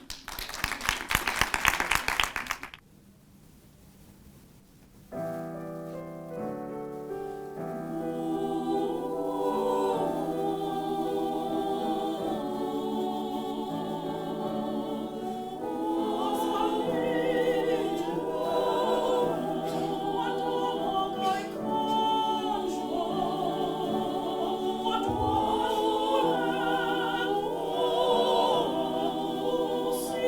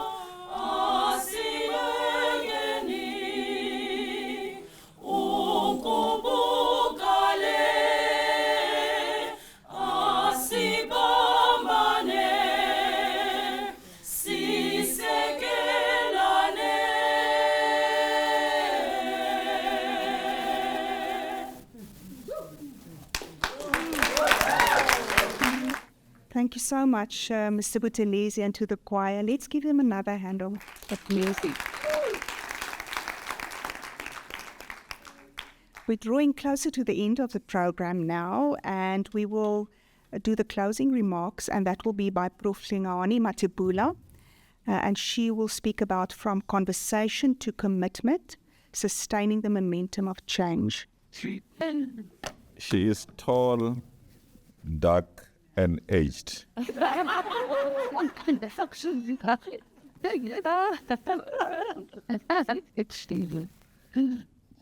So this a proper setup, right?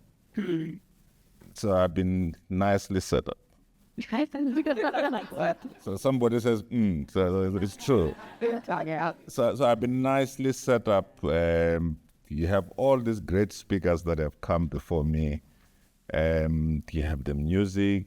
You have Prof. Nalini here trying to do her best. Now I must come at the end and give closing remarks, right? I think that's a bit difficult, but let's see. So the setup didn't only start as I came to stand here. It started in my own house. So I say to probably the only person that manages me, my daughter.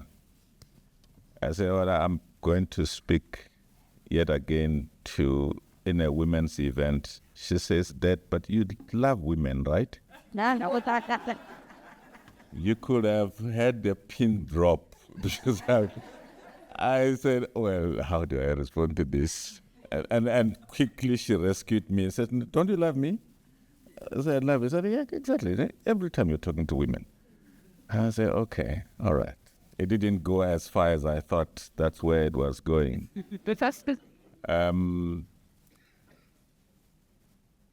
Two things before I start talking. So I was worried firstly when I heard this song, you were going to perform Asinaval.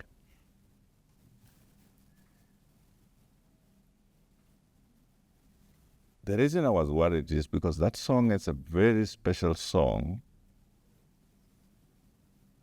that has somehow been bastardized in a different version. Mm-hmm. At the height of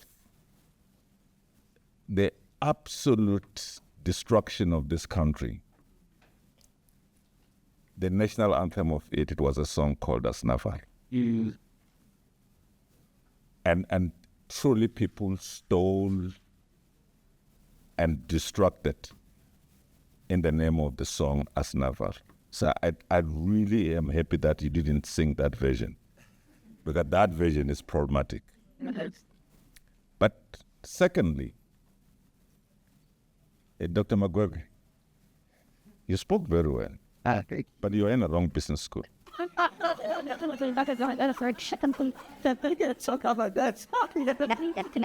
No, we're talking about it right now, okay?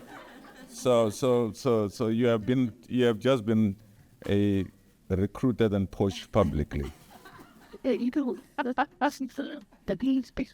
Good afternoon, ladies and gentlemen, colleagues, students, and distinguished guests, and those who left, like the VC and the DVC, because they thought, there's nothing more that's coming. The good people have already spoken. Right? We bring this memorable Women's Day event to a close. I want to invite you to reflect on what we have achieved in this space together. Today's theme, Voices for Greatness, Shaping the Future Together, Accelerating Action for Inclusive Progress, is not simply a slogan. It is a living mandate.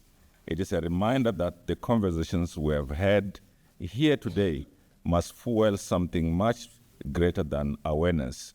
They must transcend into commitment, momentum, and measurable change. Right? Mm-hmm. Women's Month is quite significant in a sense that it offers us an important moment to pause and recognize the role of women. But an overarching reality is that true progress demands that our focus does not end when August ends. The challenge before us is sustaining this momentum not as a seasonal reflection, but as a continuous collective movement that remains embedded in the culture and core of our institutions, whatever the institution that is.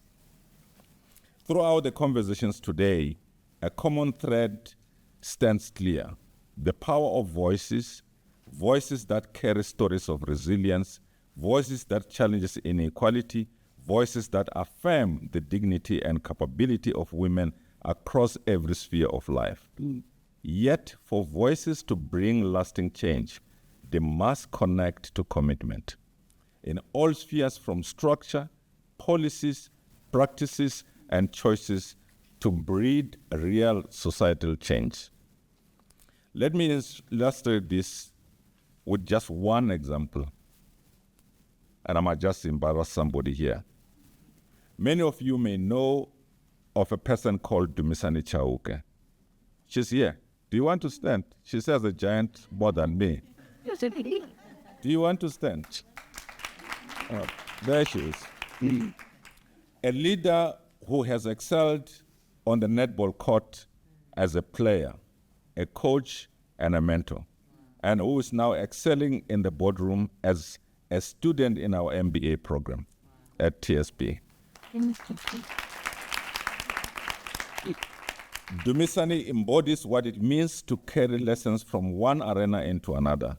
The resilience, teamwork, and strategy that she learned on the court now strengthens her leadership philosophy in business and education. A story is proof that when we invest in women, when we provide the right platform for growth, the impact is multiplied across industries, communities, and generations. At TSB, we recognize that our responsibility extends far beyond the classroom. We are entrusted with the task of shaping leaders who are not only competent in business, but also deeply committed to justice, equity, societal impact. Our students, whether they are pursuing an MBA or DBA or executive program, are reminded that leadership without inclusivity is incomplete, and progress without equity is unsustainable. This event, hosted in partnership with the VC's office and the Faculty of Arts and Design, is a proof of what is possible when we align our voices for greatness. Today, we have seen that inclusivity is not a women's issue. It is an institutional issue, a societal issue, and a leadership issue. It is here at TUT where the seeds of this transformation can and must continue to grow. To me, the rationale on sustaining momentum of change is underpinned by 5 pillars. And these 5 pillars were actually 3 until I stole 2 from one of the greatest South African company whose board I have the honor to serve in, being the Shoprite Checkers Group. So I'm acknowledging it, that it's not my work, the last 2, right? So nobody mustn't see it somewhere and say, no, that was Prof's original ideas, it's not mine. So when we reach there, you must understand that it's something somewhere, but you must understand it from within a context. The first pillar is that we must move from words to action. Conversations are important, but without action, they fail. Our task is to ensure that today's dialogue translates into concrete commitments that shift culture and open pathways for women leaders across academia, business, and society. Second, we must hold ourselves together, each one accountable. Inclusive transformation cannot be left to chance. It requires structures that measure progress, policies that empower, and leaders who model the values they speak of. Sustaining momentum requires institutional change to radically confront bias, to disrupt the status quo, and to champion equity even when it is uncomfortable. Thirdly, we must nurture the next generation. The future belongs to the young women and men who are watching us today. They are measuring the credibility of our words against the reality of our own actions. If we are serious about inclusive progress, then we must ensure that every young woman entering TUT feels seen, supported, and equipped to thrive. Let's be Del Card, Victoria, Please. Please, it's great. Look at the way.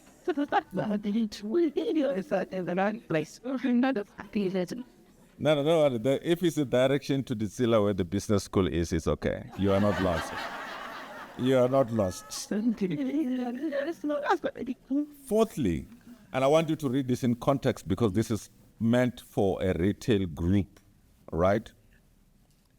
Firstly, we are resilient. We face challenges together. No challenge should be too small or too big. Trust is good, but verify is better. We endure the dark to rise with the light. Our roots are deep. We fail fast. We reimagine and adapt. Rise, reset, and rise again. Now, that is embedded in every woman's story. If you have never failed, you have no business talking to anyone. If you have never fallen, or you're still lying there because you're fallen, then it is time for you to rise up and be able to dust yourself up and say, I now have the t-shirt. It's time for me to show the scars of where I did fall. Fifthly, we succeed together. Together we go further. We celebrate each other and build a legacy for the next generation to build on, because together we go further. My grandmother, and I'm sure many grannies say this, you want to walk fast, walk alone. You want to walk far, pick someone to walk with. I want to pause here to acknowledge the many women at TUT and beyond whose journeys are already reshaping the story of this institution. We have witnessed appointments, achievements, and breakthroughs that stand as beacon of what is possible. But for every success story, there is still too many untold stories of struggles, exclusions, missed opportunities. Our task is to ensure that those stories become fewer and fewer until they are replaced by narratives of empowerment, equity, and unbounded possibilities. Colleagues, sustaining the momentum of change is not only about creating opportunities for women, it is about creating a better, stronger, and more innovative and more humane institutions for all of us. Research is clear. When women are handed the baton, they lead. An organization thrives. When women are part of a decision-making, society progresses. And when women's voices are amplified, our collective vision expands. At TSB, our commitment is unwavering. We will continue to liberate executive education as a platform not only to sharpen skills, but also to cultivate leaders who carry inclusivity as a non-negotiable value. Our programs are designed to equip leaders to navigate complexity, but also to challenge injustices, to innovate in business, but also to uplift in society. So as I leave this space today, I want to issue a challenge. Let us not allow today to be a once-off movement of inspiration. Let us ensure it is a catalyst. Let it propel us to carry forward the spirit of Women's Month into September, into October, into 366 days a year. Because if it is that we can only give women 1 month, I'm sure you're leaving a destructive train full of men, and you know what they are capable of doing in 11 months. Sure. I want to quote from an unpublished book, but it is a speech that was given in Namibia some time ago. And this speech, some may relate to because it talks about women who were not in the march in 1956. It talks about women who are in the village who don't know to be in an organization. It is women who raised me. The women who raised me, open quotes, were forced by life and circumstances to lead lives characterized by virtues of authentic power, though without education. Courage, though without money. Boldness, independence. There to survive all manners of odds and challenges that came their way. There to thrive despite numerous obstacles that life threw at them. There to carry on with life despite what life had taken away from them. There to survive not only for themselves, but for their children. They didn't know the word GBV, but they endured it. They didn't know that they were oppressed, but they ran families. They had to survive, not only for each other, but for their fathers, their husbands, their sons, their brothers who were earning living in faraway places. They had to survive despite unspeakable uncertainties and unimaginable pain. Now, these are women that gave birth under trees, in Randavels, in places where there were no hospitals. These are women that raised children, ran families without their husbands, because their husbands were here, were in the rapes. The women who raised me did more than just survive. They thrived. They set an example for their children to do the same. Through their actions, they taught their children how to thrive in a world that condemned them to failure. A world that limited opportunities available to them. A world that intentionally placed ceilings on the potential of their lives. It is from a speech called Powerful Women That Raised Me by some guy called Hlengan Matebule.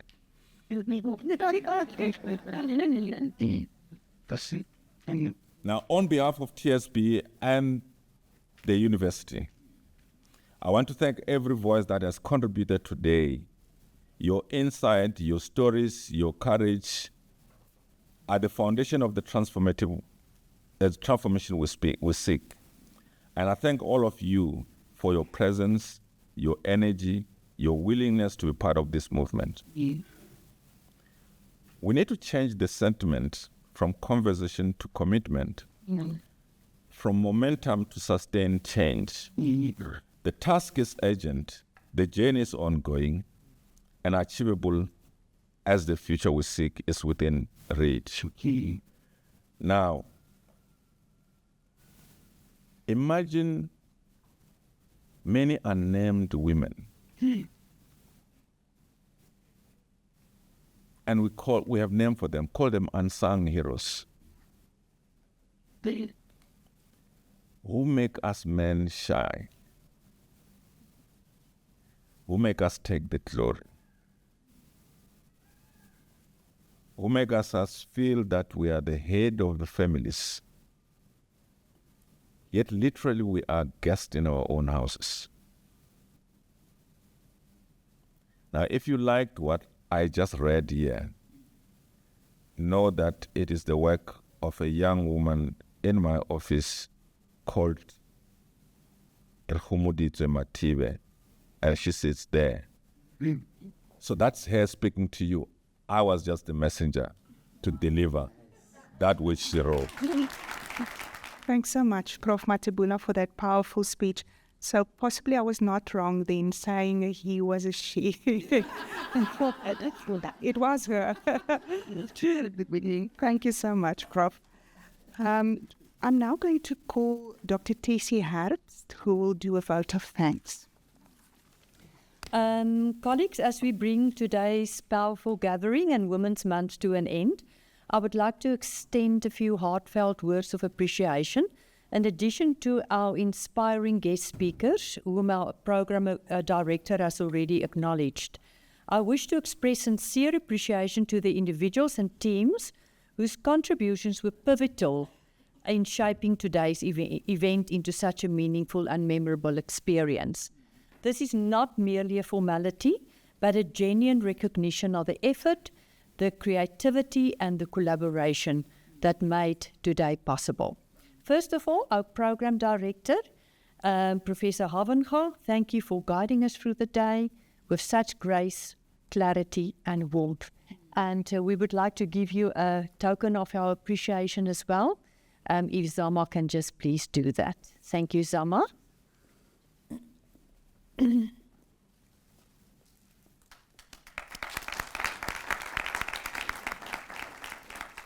Then to our organizing committee, whose names are printed at the back of the program, and the ladies wearing these beautiful dukes. I'm sure you've seen them.